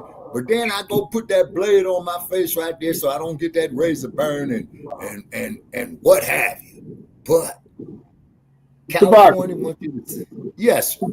Yeah, give Shaky Mama Akbar a holler. I just unmuted his mic. See if he can talk now. And he might have Shaky Mama Akbar. Test your line. Maybe you got your phone muted. Okay, he's on self mute. Okay, that must be what it is because I just unmuted from the studio. Yeah, because I did it too. But you know, the imam is always welcome to chime in. Okay, now the thing is, people, is that when they expose our children to this nonsense, right? Yeah, in their formative years. The drag queen 4-hour. Oh my God. And then keep in mind out here in Vegas, they still got that RuPaul fool up there. You know what I'm saying? Sickening. Sickening. Yeah. Sure. And as much as we say they have their human rights and their civil rights, but then as soon as we talk about reparation, they want to sit up here and call us all kind of foul crap. That's why you got that sign up there that says reparations now. You see what I'm saying? To begin with, yeah. Yeah, you see what I mean? And then the cold part, you know, they tell us, oh, well, you know, your own people sold your souls into slavery. Biggest lie ever told. And I've read Lerone Bennett 1,000,000 times. Everybody's familiar with it. They came with lies, deceit, and what have you. You know what I mean? And then when they got down there to, what's that there? Gory Island. Hey, man. You know what else they came with, Shabaka? Disease, destruction. Filth. Yeah, that's real. That's real. It was black women that gave the world the concept of feminine hygiene. You saw it in the, what's the sister's name? Viola Davis that did The Woman King. And then, not to mention the fact, and then you could pull this up here too, of Queen Amina of Zazzau, which is modern day Nigeria. Okay. Queen Amina, she was the daughter of the king because the king, her dad, had no sons. So she went to her daddy and she says, well, I want to be a warrior. And her daddy said, okay, go ahead and prove it. Okay, so she went out there and proved herself. And then, of course, she became the successor after her father's transition. And she was the monarch. You see what I'm saying? And then, not to mention, Queen Hatshepsut, who commanded her troops in the field. Oh, yeah, she was bad. And then, of course, we're not going to mention, of course, we got to mention our sister Queen Nzinga, you know, down there in Mutombo, which is modern day Angola. Here come the Portuguese. Well, you know, we want to open up trade with you. Oh, yeah, most definitely. Yeah, the pretty kitty. That's right, the pretty kitty. A panther's a defensive fighter, and when it is cornered, it would annihilate its enemy absolutely, completely, and unconditionally, to quote the words of Dr. Huey Percy Newton. Okay, now, Queen Nzinga, and you heard me say this here before, so I'm going to say this here for the sake of our additional viewers. Okay, he ascended the throne at the age of 15 years old. So here come the Portuguese, not clean, smelling like shit, garbage, vomit, disease, you know what I'm saying, all in one. And Her Majesty probably, good God, what is this? So then the Portuguese tell Queen Nzinga that Philip, the king of Portugal at the time, wants to have trade here. So they left. They come back a couple of years later. Then they inform Her Majesty that you are now a colony of Portugal. Yeah, Angola, and I believe the capital city there, Brother Chair, is Lusaka, and correct me if I'm wrong. And they said that you are a colony of Portugal. Huh? I believe you're correct. Okay, and correct me if I'm wrong, because I'm starting to get senile at this age. That's the same one that Biden on Sleepy Jim Crow Biden gave like $1 billion to. Yeah. And so the Portuguese says you're a colony of Portugal. She said, clown, care to repeat that? They did. She put the work in for 50 years, the remainder of her adult life, and I believe Her Majesty had lived all the way to the age of 85, if I'm not mistaken. You see what I'm saying? And then, of course, too, you know, the British was doing the same lies, same thing with the Spaniards, same things with the French. You see what I mean? You know, well, hey, you know, we sure can go up there and tell them this. And what did they bring out? What, 300,000 slaves, Brother Chair, I believe, off of research we done within a year? Yep. 300,000 slaves within a year. Wow. My. And we supposed to be forgiven and all this old type of stuff. Now, there's a company, Shabaka, that the British had called the East Indian the Dutch Indian Company. Indian Company, yes, sir. Yes, sir. You are correct about that. And then, speaking of the Dutch, let's go to Azania, okay? His Majesty King Shaka, okay? And HW, wait a minute, it was Farewell. You can watch it on YouTube. They have the series on YouTube now, so y'all can watch it if you want. Oh yeah, and then what had happened was is that when they came up there on the coast, King Shaka had sent out his military to greet him. Oh, come on, crew. Come up here, crew. Don't do this. Don't do the chat. Indian. But who did they specialize in trading? Not FBA. Indians. Crew, you can come up here and chat, man, and put it in there. Okay. The source of my information, crew, is Lerone Bennett. And of course, as you know, he was a writer for Johnson Publications. Okay. And so dope. And yeah. And yeah, wait a minute. Yeah, it's in the Ebony series, crew. You know, books that he used to write. Okay. Now, B1 salute. Now, crew, I'm out here in this desert, and they say it's partly cloudy, 53 degrees. Man, I feel like I'm in Denver, Colorado when I got trapped in that snow back there with Brother Che. Everything's starting to ache. Okay, crew says he's got to make a run. I was speaking on name of Dutch Indian Company. Yes, sir. Yes, sir. Okay. But I'm thinking, crew, is that, as you know, man, is that they was going across the Indian Ocean to India. And old Gandhi was talking about that. And then I'm putting that out there, too, is that Gandhi did not say a damn thing for black folks when he was over there in Azania. He was only dealing with his folk. You see what I mean? Yeah. So, you know, we want to make that perfectly clear as well, too. You see what I mean? And whatnot. And there was nothing Mahatma about him, like the great Noko Rashidi told me before he died. Okay, did you know Dr. Rashidi personally? I met him before he died, Shabaka. Oh, okay. All right, drop knowledge. That's still history. India was not called India back then. It was Hindustan. Oh, okay, crew. Thank you for the knowledge. And then keep in mind, they got a caste system over there, and they will look at our people as untouchables. Yep, that's okay. Kamala's people. Yeah. That's how they look at us, because they were. Well, no wonder she's not going to do nothing strictly for black people now. Okay, connecting dots. Okay. All righty. Okay. Yeah. Real bad caste system. God didn't damn about us, but we was over here praising him. Yeah, because Dr. King patronized himself after God. Yeah, they had the audacity to put a statue next to him in Atlanta. Wait a minute. They put a statue of Gandhi next to Dr. King in the ATL. Yep. Oh, my. Yeah.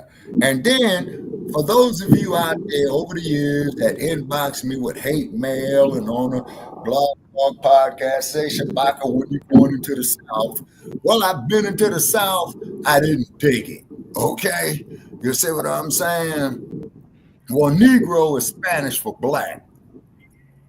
All you got to do is go to the body of each day and say Negro. That's what they refer to as They in the call body. you Mate. They say Pinchy Mate.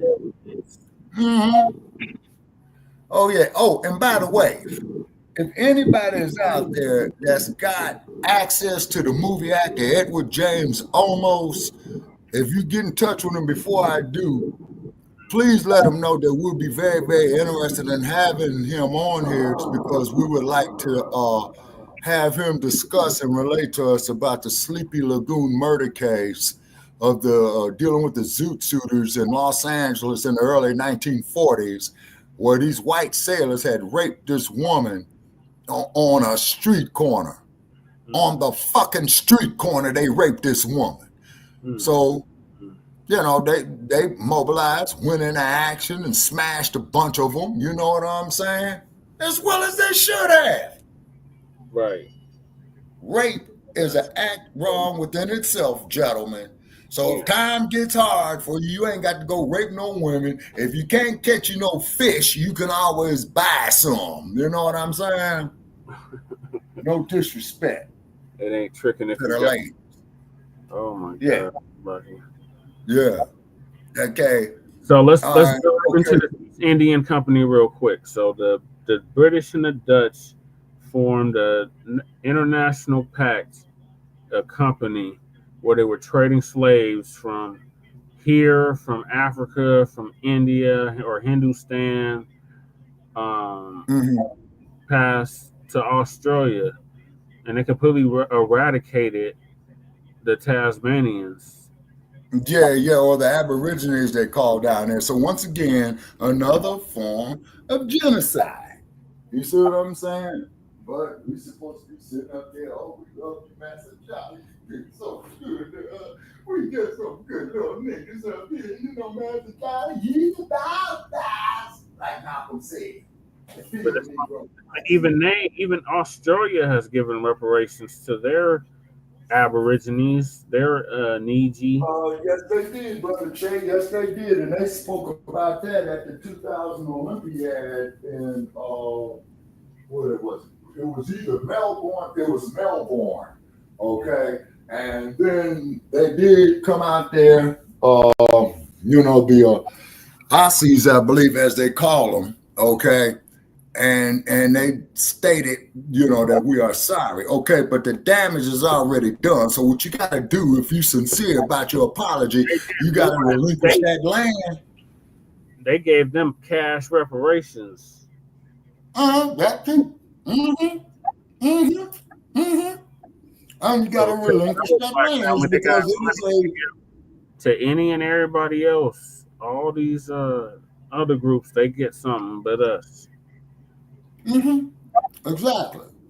And then the continent of North America, and as I said this here before, Brother Che, in private conversations you and I have had, I'm just putting it out here on our platform. I was riding a bus in Denver. It was getting ready to snow again. Last bus on this route. So, you know, people is getting on there. So I was speaking to this woman. Okay, good.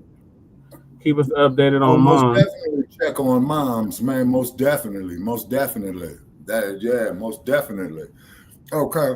So I asked her what was the real name of the continent of North America, and she told me Aztlan.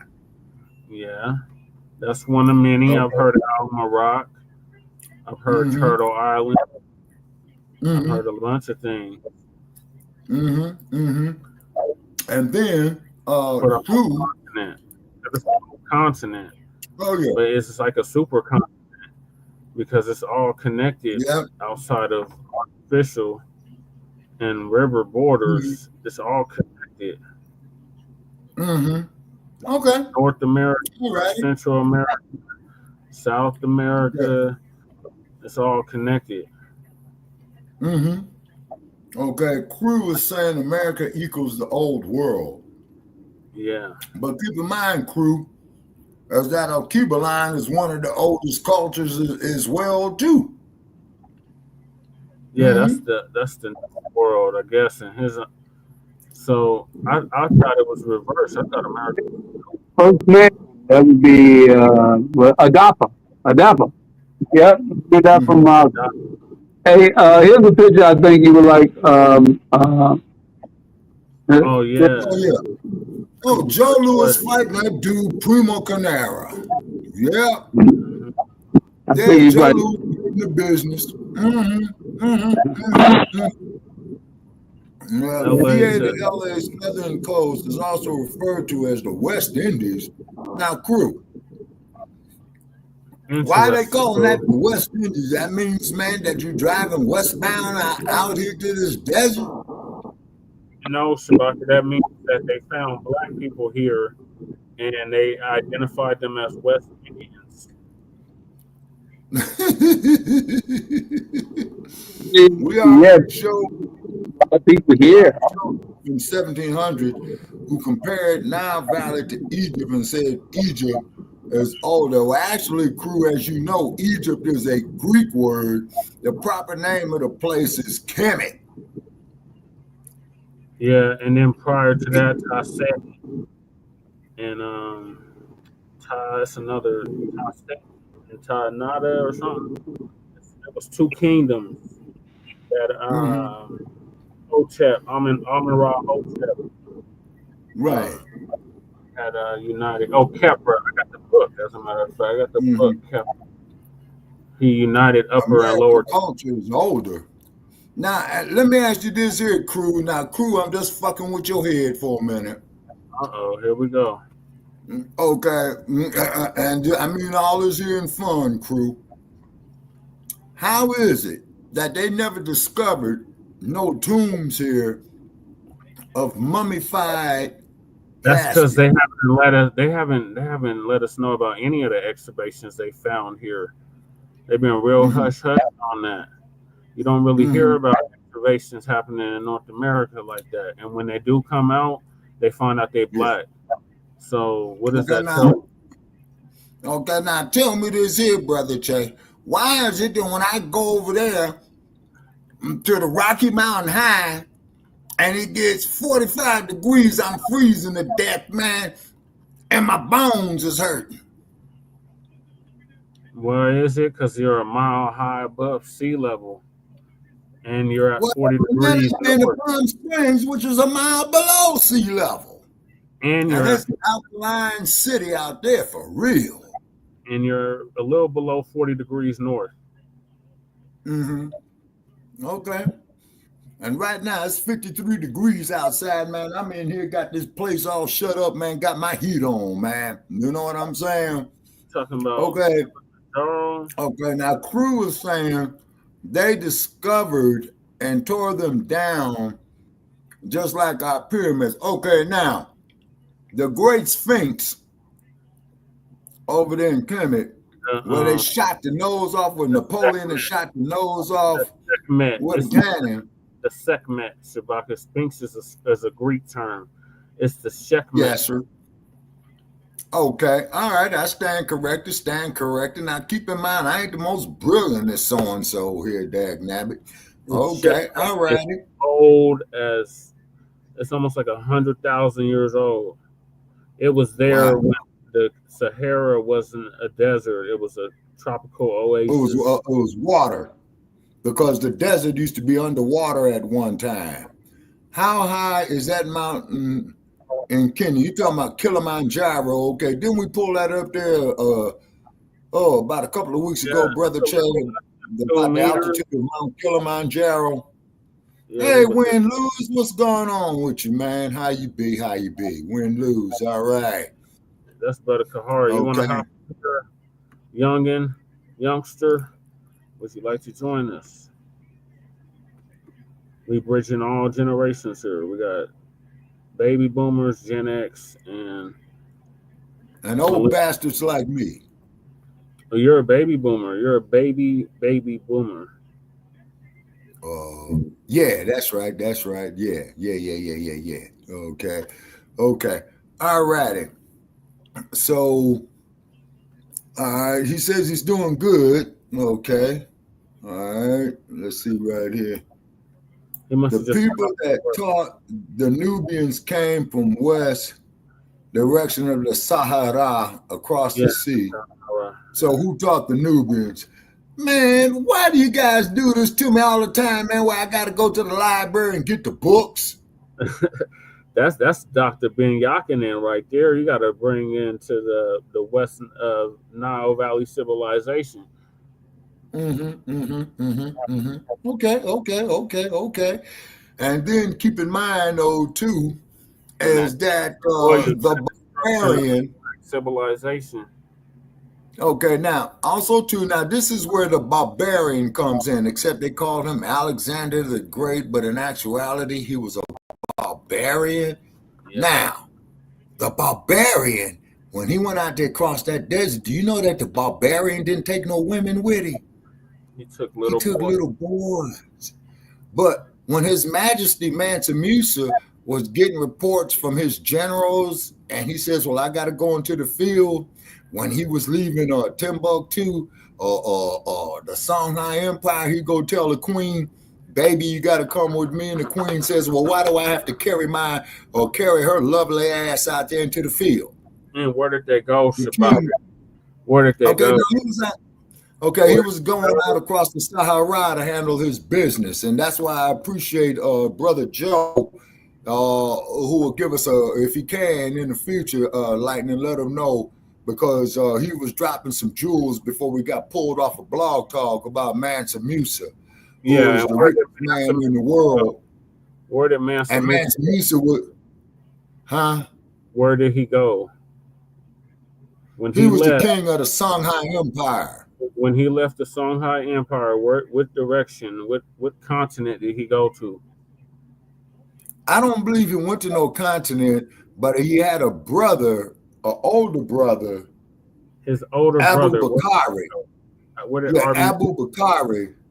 And Abu Bakari had appointed him, well, man, you're going to succeed me. And I think he went over there into the Americas, man. But like I said, man, I got so much notes. He did. He came over here.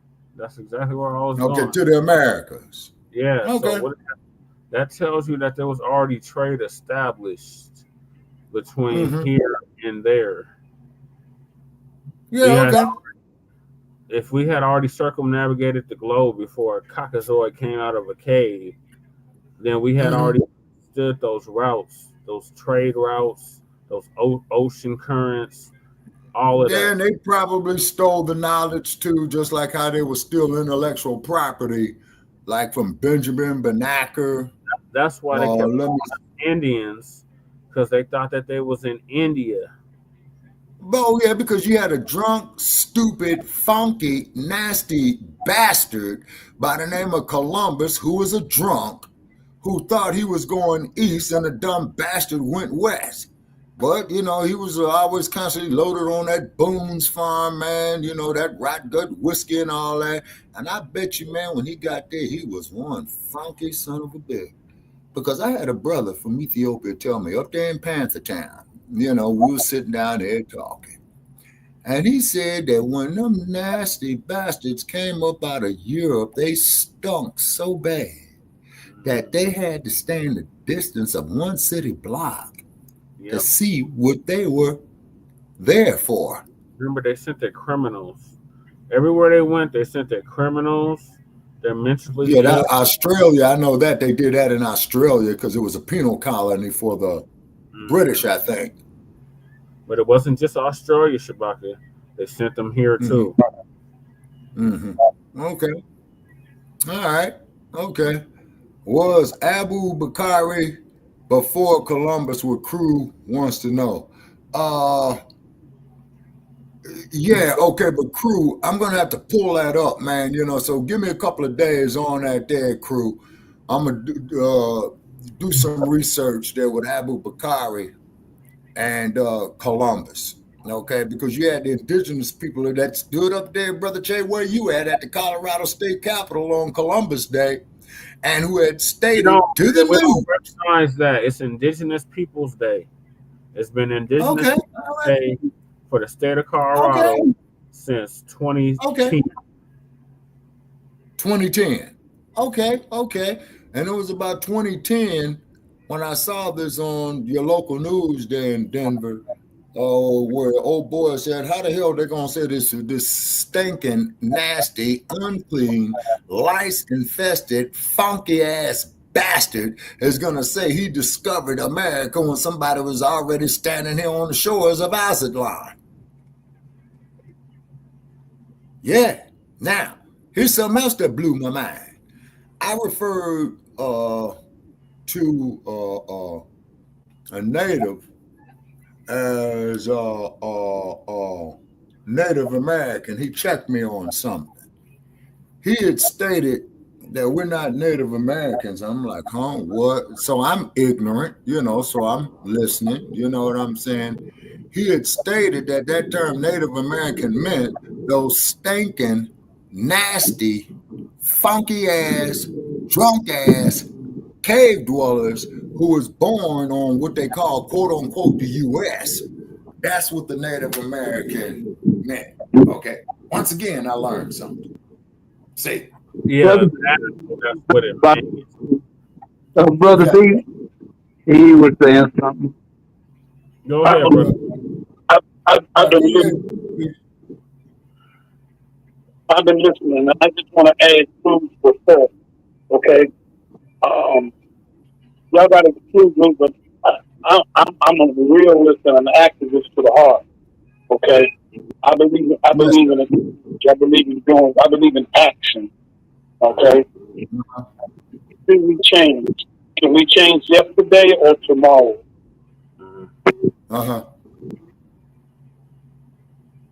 What do we change? Can we change yesterday or tomorrow? You can change tomorrow. Oh, you can change tomorrow looking at the mistakes from yesterday, if that makes any sense there, brother. If that makes any sense, Brother Pete. They can try to change tomorrow, but you can only change right now, immediately. Now is the time. Say I'm gonna stop drinking coffee tomorrow because I got coffee in the fridge, in my cup right now. But if I'm really gonna stop, I gotta stop right now. I gotta dump it in the toilet immediately. Okay. Now, Bruce says. Well, I think he was making a point. Brother The point that I was trying to make was, which one is more important, intellect or action? I would say the action. Intellect. And then the intellect would be the blueprint for the action, if that there makes sense, Brother Pete. You got the if you got the wrong person, you got the non-thinker doing the action, then everything fails. So you got to have the intellect first. Okay, we got Brother Adrian Pete here in the chat room. Okay, Brother Adrian, feel free to unmute your mic and join us. Okay, now. So what do you think? I think he had a point there. Okay, I'm sorry. Go ahead, Brother Pete. Now, y'all go ahead and answer that question. Which one is more important, the intellect or the action? He said the action, I say the intellect. Why? I told you why on my end. What about on your end, Spock? Okay, the action speaks louder than words, but then, of course, you got to have the intellect to design the action that you're going to come across or that you're going to employ to accomplish, the objective. Just like a reaction. Sense, Brother Pete? The objective never happens if you can't let go of the intellect. But if you have a reaction without the intellect, then it fail because that's like I didn't say reaction. I said action. Well, there's an action without the intellect behind it. It's like running into running into a burning building. And trying to put it out with a blanket. I said that to be nice, right? Brother Pete, you got to be more specific because when you just say action, there's different kind of actions. Okay. Say like you run into a bar with five cowboys in it, and all of them 6'9", 300 pounds, and smack one of them because that's an action, and it could cause a bad reaction. Whereas if you go in there, and I'm just making an example, wouldn't want anybody to think this is how you do things. This is just an example. But if you go in there and then shoot the chandelier off and then say, now do I have your attention? Then it's a different reaction. You know what I mean? I said that'd be funny. All right, Black Power. Yes, I need too vague.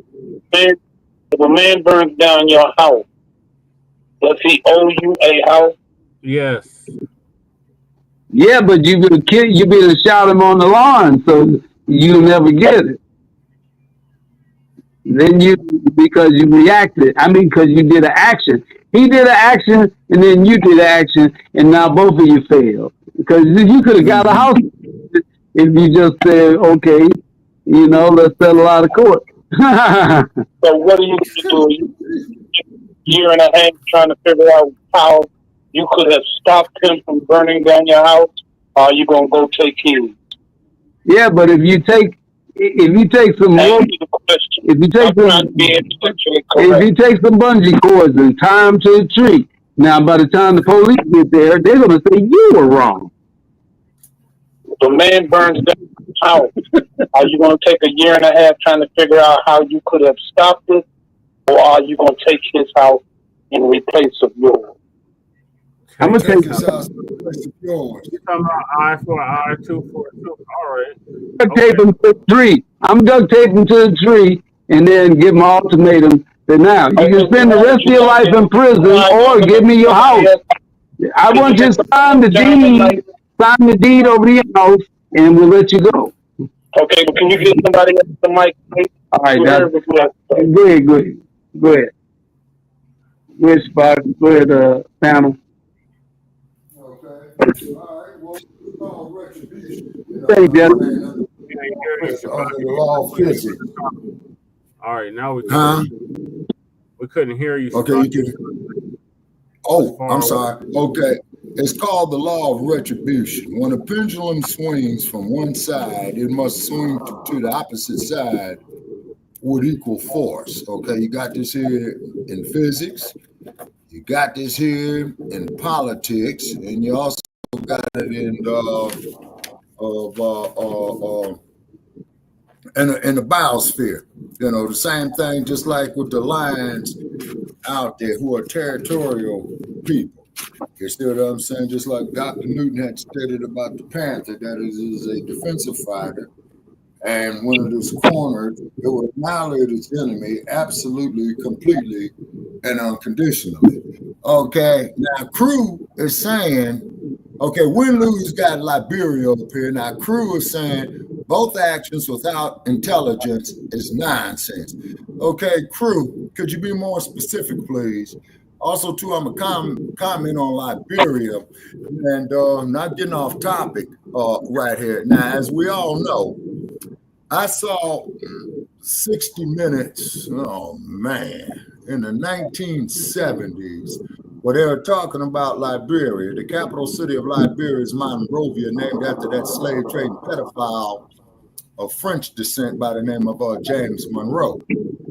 So Mike Wallace, may he rest in peace, and Mike Wallace is a much better newscaster than his son Chris Wallace. So Mike Wallace says is that over there in Liberia, they look at themselves as descendants of Americans and not Africans. Okay, Cruz says plain English cannot be more specific. Action without intelligence is nonsense. Plain English. Well, okay, all righty, okay. You get no argument from me on that there. But what it is that they have conditioned us so much in this hemisphere to be subservient. And I think Malcolm X said it best with the field Negro and the house Negro, and I ain't going to go into it because all of us are familiar with the scenario. Okay? Now, when you had Barack Obama as the president, and you and I, Brother Paris, we talked about this here off here, who goes over there to Kenya, and President Kenyatta, and I don't know his relation to Jomo, okay, the burning spirit, had stated, well, President Obama, we're happy to have you here. You know, this is your ancestral land, you know, where your father is from. And we want to hear what you got to say. So what does Obama get up there and first thing he starts talking about? The Transformer Alternative Virginia, okay? And then President Kenyatta. From what's his husband? I mean, his wife's name, Michael Obama. I mean, Michelle Obama. Okay, now they're talking about all this stuff about Michelle being a transformer. The jury is out on that with me. Yes, sir. Saying about Obama addressing nothing but that homo stuff, and now here him and his. And that's why, yeah, that's why President Kenyatta told him to shake the spot to get up out of Dodge. And his next stop was Addis Ababa. And the head of state of Addis Ababa called up Obama on Air Force One and said, look, man, we heard about your escapade over there in Nairobi, man. Don't even bother landing here, man, because we are not with that crap. Just like President Museveni, as we said before when we had the blog talk, Brother Chad.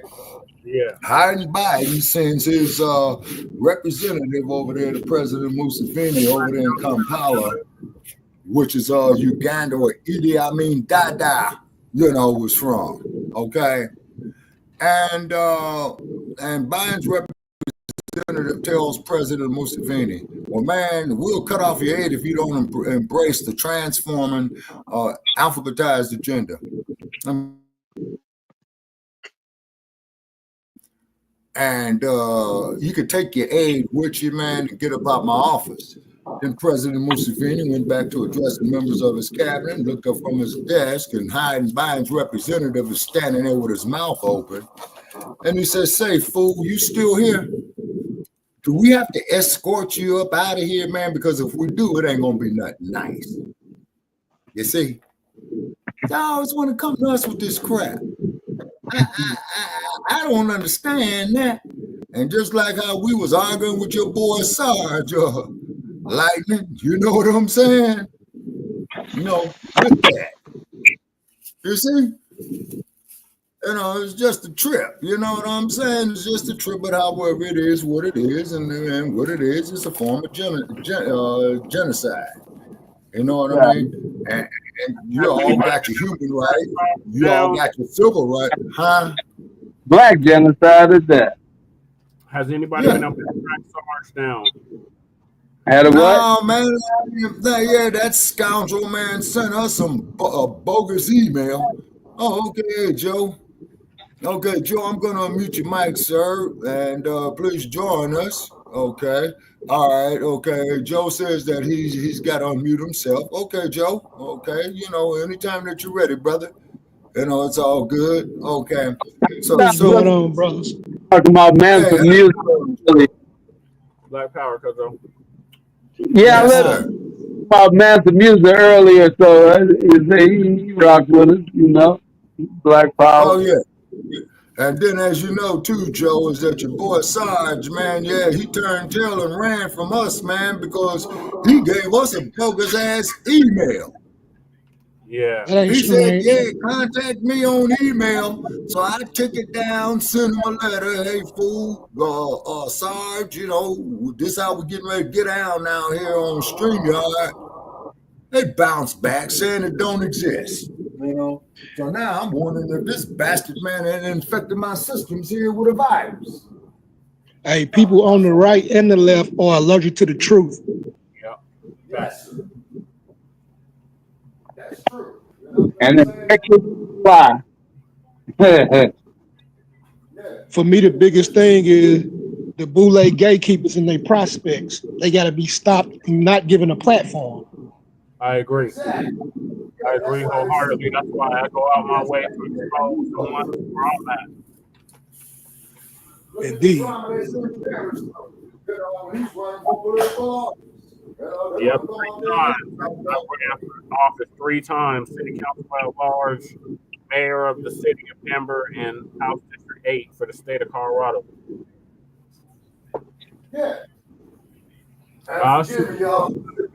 I had a lunch counter begging for a cup of coffee in my own house, but fortunately I own the lunch counter. You know, I had a lunch counter begging for a cup of coffee in my own house, but fortunately I own the lunch counter. Stop running away from the microphone.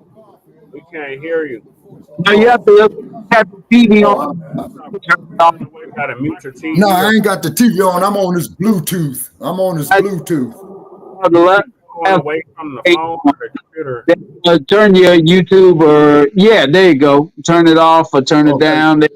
No, I got next to the computer because I got the laptop in my face because I'm sitting at a lunch counter in my own house begging for a cup of coffee, on this brewer.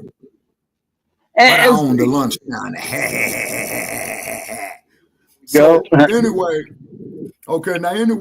Joe, as you were saying, sir, please drop the knowledges because I believe that the last time we had old Dumb Bunny Sarge, man, you was owning him, man, and you was dropping information on Mansa Musa. And if you can, sir, could you please give us some more information on that? Man, I had that information queued back then. I would have to pull it back up. My recent the studies I've been doing is watching how these gatekeepers have how do you say white folk don't even have to do the work anymore. They fund the boo gatekeepers, they do the work, and if they're not successful, they either go to jail or they die. So the biggest issue that I really have right now with the community is no one is changing the guard. No one is calling them out. They're letting these people exist. And that's why we've been in the same situation for about 30 years dealing with these organizations. You talking about them organizations that's just not in the name? First off, you got to understand and recognize who gatekeepers really are. Oh, I'm recognizing. Like I said, I exposed them. Oh, it's a list of alphas and kappas and betas and masons and prospects like motorcycle clubs, hang-arounds, and tag-alongs. So it's real interesting. Yeah, it is. I learned it because. Okay, and if I may interject for a second, gentlemen. Okay, not stepping on anybody's comments. Okay, there's a scholar. Okay, and I think I told you about him, Brother Che, that I'm going to try to get up on our platform. And I had a private conversation with him, man, and that was pretty much was the same thing that what he was saying, talking about these fraternities. Keep in mind, these fraternities come from Greece. You see what I'm saying? So why is it on these historical Black colleges and universities, like on mainstream campuses, everybody talking about a Greek fraternity? You know what I'm saying? And then they even saw some of these cats, man, on social media pledging for a frat, and they lowering their pants, showing the crack of their ass. Somebody enlighten me on that. I'm going on mute because I know this is going to be a good subject right there. And Brother Che, please direct everybody as they comment. All right, I'm sitting back here listening because I ain't the smartest one in the tool shed now. I ain't the sharpest tool in the shed now. Get everybody in. That's that Greco-Roman culture right there. Notice that everyone who came through a fraternity, a Boule fraternity that bucked the system, or when they realize they're doing their people in and they buck the system, they die or they're murdered. Yep. That's very MLK, when he realized he was integrating us into a burning house, he got shot.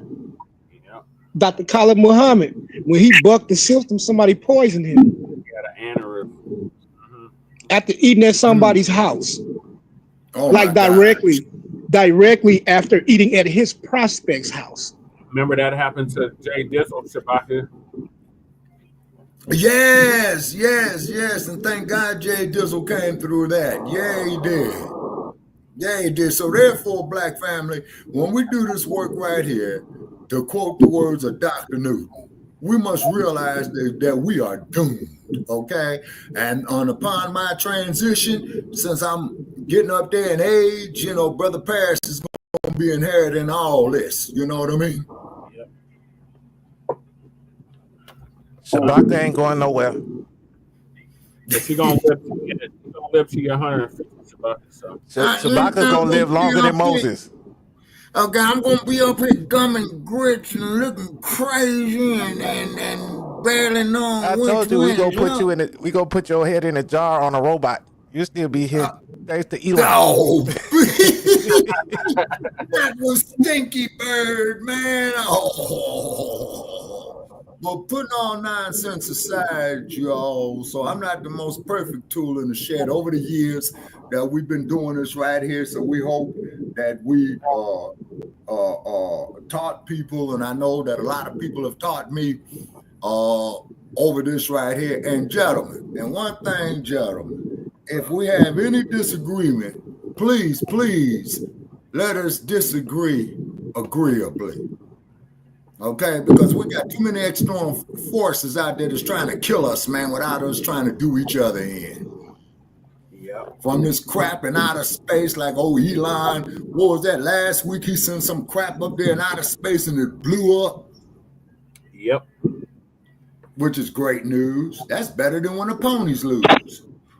You see, things went left with these organizations when the men stopped leading the people and started using their power just to simply screw women. Right. Whole time these women are more of soldiers than a lot of these men. Okay, like I really go back to the prospects around the Boule gatekeepers who doing the bidding of the politicians, the CIA, and the FBI. Like I broke it down earlier. I broke it down earlier about the Great Society plan that led us into this situation now, where after the Great Society plan was introduced in the 1950s, it allowed Negroes to be eligible for AFDC. And when Negroes got eligible for AFDC, in came the no man in the house rule. Exactly. So since 1930, white folk had been eligible for AFDC, and there was no man in the house rule. Interesting. So okay, when I say, right. Yes, sir. Yes, sir. Yeah, yes, sir. Yeah, that sounds about right. And then not to mention the fact that if you ever saw the motion picture in 1974 with Claudine and James Earl Jones, and then they went there and said you can't have a man in the house, and the social worker come by and found James Earl in the closet, you know, standing there. And she says, "What is your name?" He said his name is Simpson. And they said, "Simpson what?" Okay, we had somebody fall off. Who was that fell off? Sheik. Oh, okay. Sheik Imam Akbar? Yeah. Okay, well, thank you very, very much, Imam, for joining us. Oh, look like you bounced back in. Okay. So anyway, they did emphasize that you can't have, you know, no man in the house, thus in turn killing the Black family unit, right? Number one.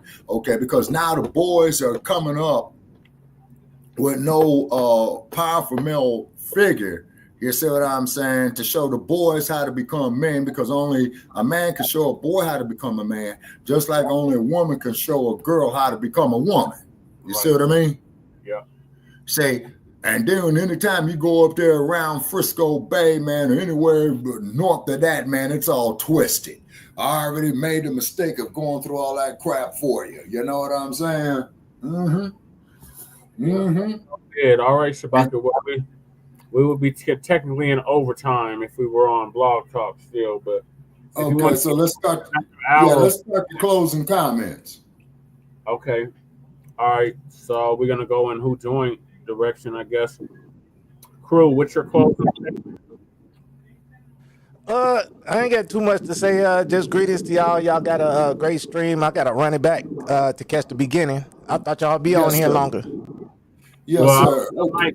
I might do a continuation of the front line Black News in an hour. Yeah, because we've been up I'll 2.5 check it out. hours now. Okay. All right, well, I'll check it out. Greetings to y'all, though. Yep. Okay, and thank you for joining us. Okay. All right. I got to pick out a jar for Shabaka, though, for that robot Elon finna build me. Oh, my God. Man. We'll put it in a Google car, man, and have it go around in circles. Get a robot. Yeah, like Billy Preston used to say.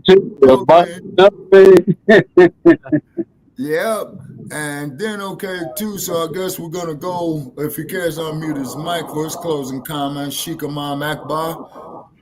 Okay, Imam. Okay, please unmute your mic for your closing comments, sir.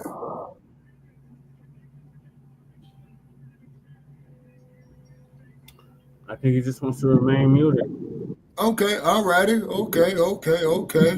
All righty. Reality. All right. Crew already went, so it's on Black Joe. Oh, okay, Black Joe. Okay, your closing comments, sir. Then we're gonna go to Lightning. All right. My closing comment is there will always be black folk are always going to be running in place as long as there's no changing of the guard and they allow these pork chop pimps and preachers to continue to run the community. Like, that just is what that is. No one is calling these people out, and they are allowed to exist. And when their power is threatened, people go to jail. I land my plane. All power to the people. Yes, sir. All right. Thank you, Joe. Thank you. Okay, we got Reality. Okay, look like Reality hopped up there. He already went. Okay. It's on Brother Pete. It's on Brother Pete and Black Lightning, and then yourself. Okay. All righty. Okay. All right. Okay, Brother Pete. More power to the people. Yes. Power to the people. My question is the same question. Okay, I mean, I know what happened 100 years ago. What am I going to do, or what are we going to do to make sure that the 100 years ago don't come and turn out to be 100 years in the future? Yes, sir. Okay, we keep talking about yesterday. We're ignoring tomorrow. And then when tomorrow comes, we got the nerve to sit up there and say, oh, gee, what happened? What happened that we didn't get up off our lazy ass and do something about it to make sure that it did not happen? Facts. Yeah. So we lazy. They're trying to be the smartest one in the room instead of being what you might say. You trying to say it online. We don't control none of this. They can plug whenever they feel like it. So those are off-air conversations that you want to have on live air. Thank you for taking my comment away from there. I thought it was food for thought.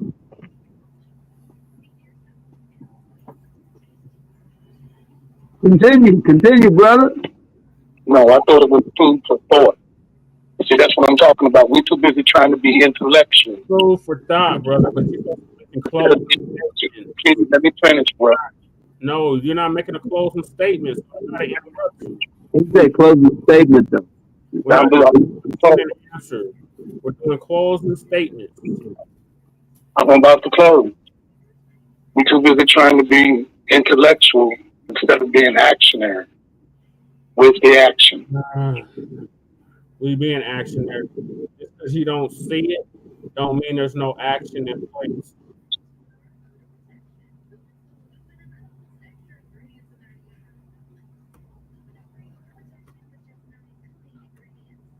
I take it you're done. All right, Dynamite. So you leaving it food for thought, Brother Pete? Wrong with them. Oh, okay.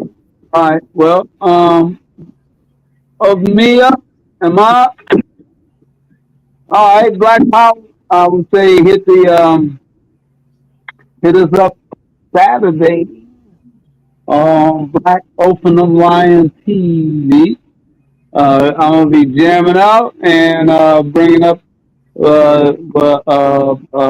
most likely some more Khalid Muhammad interviews, some more Malcolm X, some more Adam Clayton Powell, and give you more what you raise your hands on your radio for. You know, so we can keep it going, you know. So I'm thinking like this. Um, um, um, there's always the people always watching, and we got to guide the correct way. And then is for, I mean, you know, lead the right way and lead from the front, not from the back, you know, and and lead by good example, you know, just like a lot of people would say, like Malcolm, he'd go to the hotel at night and to his wife on the phone, you know what I mean? So I'm known to do stuff like that also, you know. So I'm trying to follow in the footsteps of the good man, you know what I mean? Although all are mortal and nobody's perfect, just like say like as they say, I guess I don't know. It's just rumors that you know, like when Martin was going to the hotel room, he might have had a honey waiting on him, you know. So I'm just saying, where Malcolm got a little kid at the interview with him, and his wife at the interview with him. You know what I mean? And so I respect the way of living and teaching and of that, and to give it. So we want to keep that. You know what it say? The self. What is it? Oh gosh. In other words, we don't have to ask uh, uh, we don't have to ask anyone to do for us what we can do for ourselves. If I put it like that. So what we're doing is come together as a collective as possible. You know, come together as a collective as possible. You know, the Black Orphan and Lion channel you know, merging with Shabaka'S Black Experience Enhanced channel, merging with Black Frontline News channel. Yeah. You know, maybe we can get all of us. You know, like I say, like you say, Frederick Douglass say, man, until all of us are free, none of us are free. So while we stop, if they don't have don't say okay, y'all. Let's say us. You know what I mean? I would think that all of the top podcasters should have been came together, like John Netta coming together with Taharka. You know what I mean? Different people like that. You know, and we just say Blog Talk Black Power Radio down. Shut Tobacco show down, and every time we have this kind of real, I would say something that might help affect the people, move the people in the right direction. They all of a sudden they got reasons why you can't come on, and all of a sudden they're paying for stuff that they can't even get. So I've always said, why would you pay for something that you can do right here? But we still have to pay for this. So, brother, if you could put that cash app back up on the screen again, or back in the chat again, I can put it on the screen again. Because it's important to keep it going, y'all. Like I said, one collective. That's my idea. I'm thinking one collective. You know, everything under one banner. You know what I mean? So we all have that red, black, and green banner, and keep it strong. But that's just for us. But for the people, I would say just black the call. Well, otherwise, they're going to be in the line to y'all, and you won't never know until we tell you. And if we ain't here to tell you, you won't know. So, Black Power. I'll drop. Black Power. All right, go ahead, Shabaka. Black Power. Okay. All right, here are my closing comments, ladies and gentlemen. We've been on for 2 hours, 37 minutes, and 58 seconds. Okay. As I want to thank everybody, you know, for coming on here, being part of this platform over the years. And if we disagree, Black family, please let us disagree agreeably. Okay. Is because we're at war. Everybody hates us. The reason why they hate us is because they cannot be us. You see what I'm saying? And I see in the chat room, stay strapped or get clapped. That's right. Most definitely, particularly as you get up in age. You know what I'm saying? because everything hurts. You know what I mean? And to quote a famous man, it is your God-given right to defend yourself. This is why when you look at all the life forms in the biosphere, certain creatures, the Almighty had gave them natural means of self-defense. You know what I'm saying? So with that being said, Black family, I'm going to bid everybody a good night. And I appreciate everybody coming on, helping us build us back up. We got knocked down, and to quote the words of a famous man, I don't have to say his name, it's bad enough to get knocked down, but it's worse to stay down. Okay, so I'm going to bid you all a good night from Sin City. Come on, 7-Eleven, clack, clack, clack. I'm out. All right. So thank y'all for tuning in. We are at war, Black family. It's time we start waging back. I agree with Brother Pete. We need action. The question is, what kind of action are we talking about? Because you can have action, but it could be directed in the wrong place. It cannot be strategic. It cannot be planned out, well planned. So if we're going to have direct action, it needs to be well thought out, like think tank thought out, like off-air conversation thought out. We don't want them to know what we're planning. They control these platforms that we're currently on. So our conversation on what we need to be doing needs to be limited, as long as we don't control these platforms. Because they could pull the plug at any time. Now, with that being said, somebody said in the chat, I am the epitome of action. Like literally every day I'm out there. So I'm not even going to take it personal. But we got to be careful with these words that we use, such as we and y'all. We are delineating. So we're not on the RBG flag no more, because that's been a one-sided affair, and we're not doing it no more. We are on our lineage now. So the younger generations, that's what we on. The under 50, that's what we on.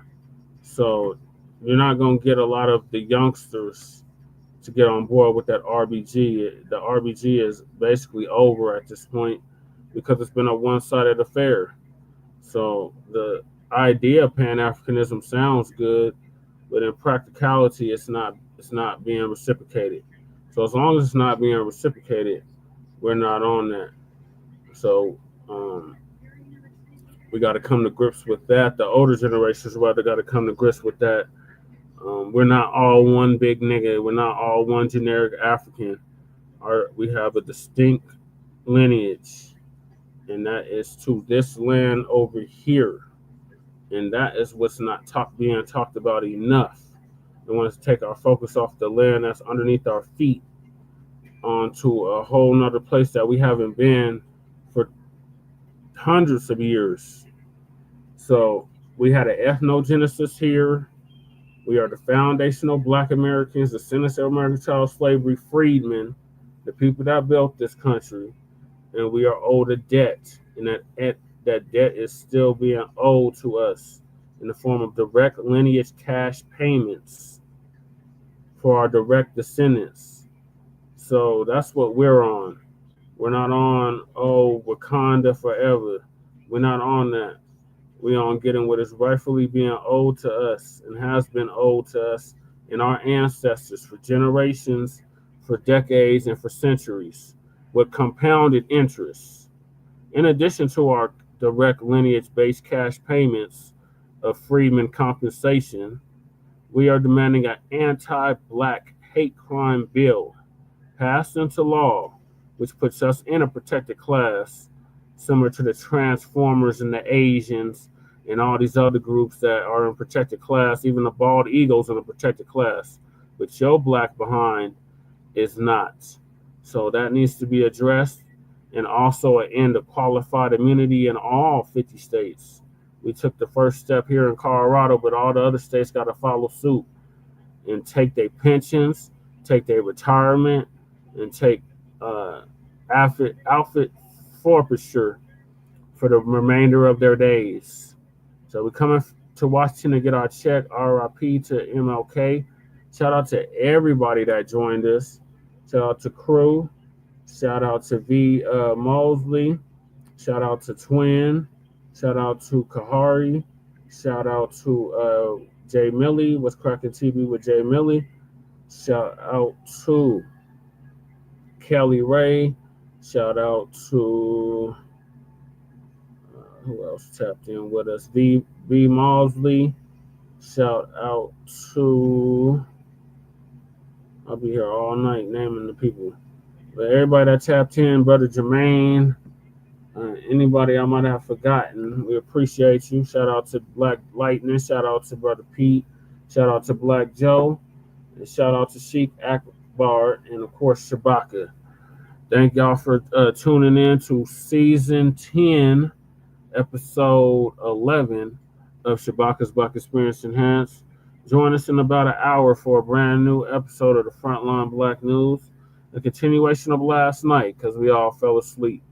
In the meantime, make sure y'all like and subscribe to all of our platforms, Frontline Black News on YouTube and Facebook, The Revolutionary on YouTube and Facebook, and Shabaka'S Black Experience Enhanced on Facebook and Twitter, now X. So peace, love, light, reparations, and separations, and black power. Chan Crooner signing out from the Mile High Income, and they're going to flood the city, soon to be the reported city. Black power. Black Power, brother. Jay, I got that Frank Fannie Lou Hamer if you want me to take him out with it. Yeah, take us out with Fannie. All right. Black Power, y'all.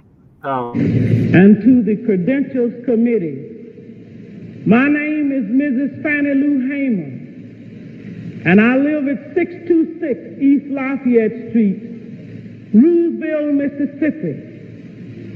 Sunflower County, the home of Senator James O. Eastland and Senator Stinnett. It was the 31st of August in 1962 that 18 of us traveled 26 miles to the county courthouse in Indianola to try to register to become first-class citizens. We was met in Indianola by policemen, highway patrolmen, and they only allowed 2 of us in to take the literacy test at the time. After we had taken this test and started back to Rooseville, we was held up by the city police and the state highway patrolmen and carried back to Indianola, where the bus driver was charged that day was driving a bus the wrong color. After we paid the fine among us, we continued on to Rooseville, and Reverend Jeff Sonny carried me 4 miles in the rural area where I had worked as a timekeeper and sharecropper for 18 years. I was met there by my children. They told me the plantation owner was angry because I had gone down, tried to register. After they told me, my husband came and said the plantation owner was raising Cain because I had tried to register. And before he quit talking, the plantation owner came and said, Fannie Lou, do you know, did Pap tell you what I said? And I said, yes, sir. He said, well, I mean that, said, if you don't go down and withdraw your registration, you will have to leave. Said, then if you go down and withdraw, said, you still might have to go because we're not ready for that in Mississippi. And I addressed him and told him, said, I didn't try to register for you. I tried to register for myself. I had to leave that same night. On the 10th of September, 1962, 16 bullets was fired into the home of Mr. and Mrs. Robert Tucker for me. That same night, 2 girls were shot in Rooseville, Mississippi. Also, Mr. Joe McDonald's house was shot in. In June the 9th, 1963, I had attended a voter registration workshop, was returning back to Mississippi, 10 of us was traveling by the Continental Trailway bus. When we got to Winona, Mississippi, which is Montgomery County, 4 of the people got off to use the washroom. And 2 of the people to use the restaurant. 2 of the people wanted to use the washroom. The 4 people that had gone in to use the restaurant was ordered out. During this time I was on the bus.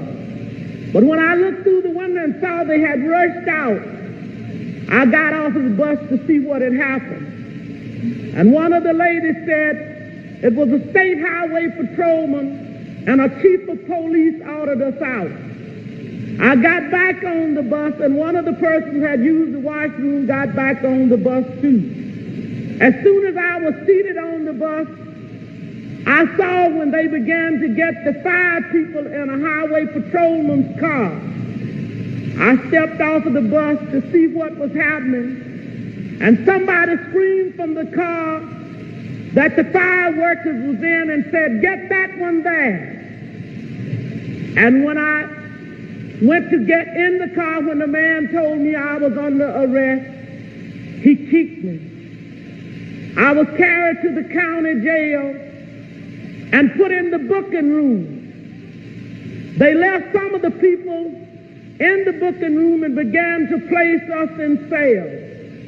I was placed in a cell with a young woman called Miss Vesta Simpson. After I was placed in the cell, I began to hear sounds of licks and screams. I could hear the sounds of licks and horrible screams. And I could hear somebody say, "Can you say yes, sir, nigga? Can you say yes, sir?" And they would say other horrible names. She would say, "Yes, I can say yes, sir." So, "Well, say it." She said, "I don't know you well enough." They beat her I don't know how long. And after a while, she began to pray and ask God to have mercy on those people. And it wasn't too long before 3 white men came to my cell. One of these men was a state highway patrolman. And he asked me where I was from. And I told him Roosevelt. He said, "We're going to check this." And they left my cell, and it wasn't too long before they came back. He said, "You are from Roosevelt, all right," and he used a curse word. And he said, "We're going to make you wish you was dead." I was carried out of that cell into another cell where they had 2 Negro prisoners. The state highway patrolman ordered the first Negro to take the blackjack. The first Negro prisoner ordered me, by orders from the state highway patrolman, for me to lay down on a bunk bed on my face. And I laid on my face. The first Negro began to beat. And I was beat by the first Negro until he was exhausted. I was holding my hands behind me at that time on the left side because I suffered from polio when I was 6 years old. After the first Negro had beat until he was exhausted, the state highway patrolman ordered the second Negro to take the blackjack. The second Negro began to beat, and I began to work my feet. And the state highway patrolman ordered the first Negro had beat to sit on my feet, to keep me from working my feet. I began to scream, and one white man got up and began to beat me in my head and tell me to hush. One white man, my dress had worked up high. He walked over and pulled my dress. I pulled my dress down, and he pulled my dress back up. I was in jail when Medgar Evers was murdered. All of this is on account of we want to register to become first-class citizens. And if the Freedom Democratic Party is not seated now, I question America. Is this America, the land of the free and the home of the brave, where we have to sleep with our telephones off of the hook because our lives be threatened daily, because we want to live as decent human beings in America? Thank you.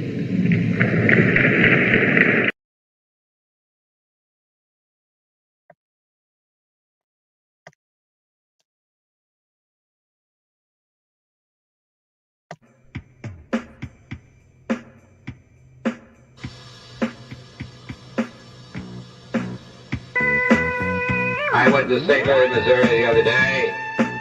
Had Black Panthers from all over the country. No one knew about it at all. They had machine guns, recoilless rifles, grease guns, Lugers, 25 of them, all armed. The chief policeman here at the airport when I arrived, they were there, right there at the steps. He said he was violating the law. Yeah, we're violating the law. He said, we're tired of our white and black leaders, Jackie and Martin and Bobby being killed. We're going to protect this man right here. They didn't arrest one of them. Because they said if you arrest one, then someone's going to die. Because we are ready to kill. Black power means black dignity. Just as surely as you're proud to be white, we're proud to be black. Black is beautiful, baby. It's pretty. I always say to my brothers, I say, they don't worry about the white chicks. We got everything from chalk to charcoal in our own race. That's it. Black is beautiful. Black power means dignity. Means we're going to walk side by side with you, or through you.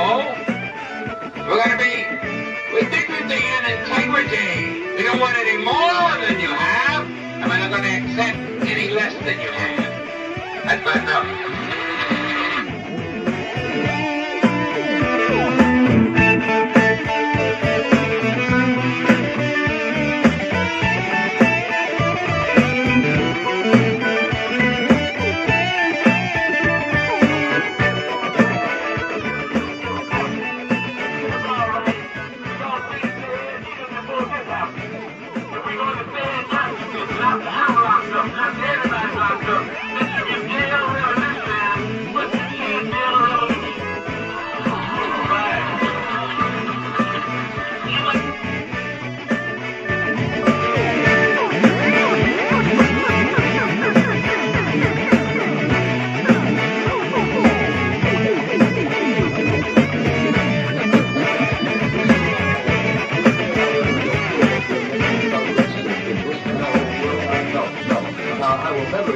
Progress is being made.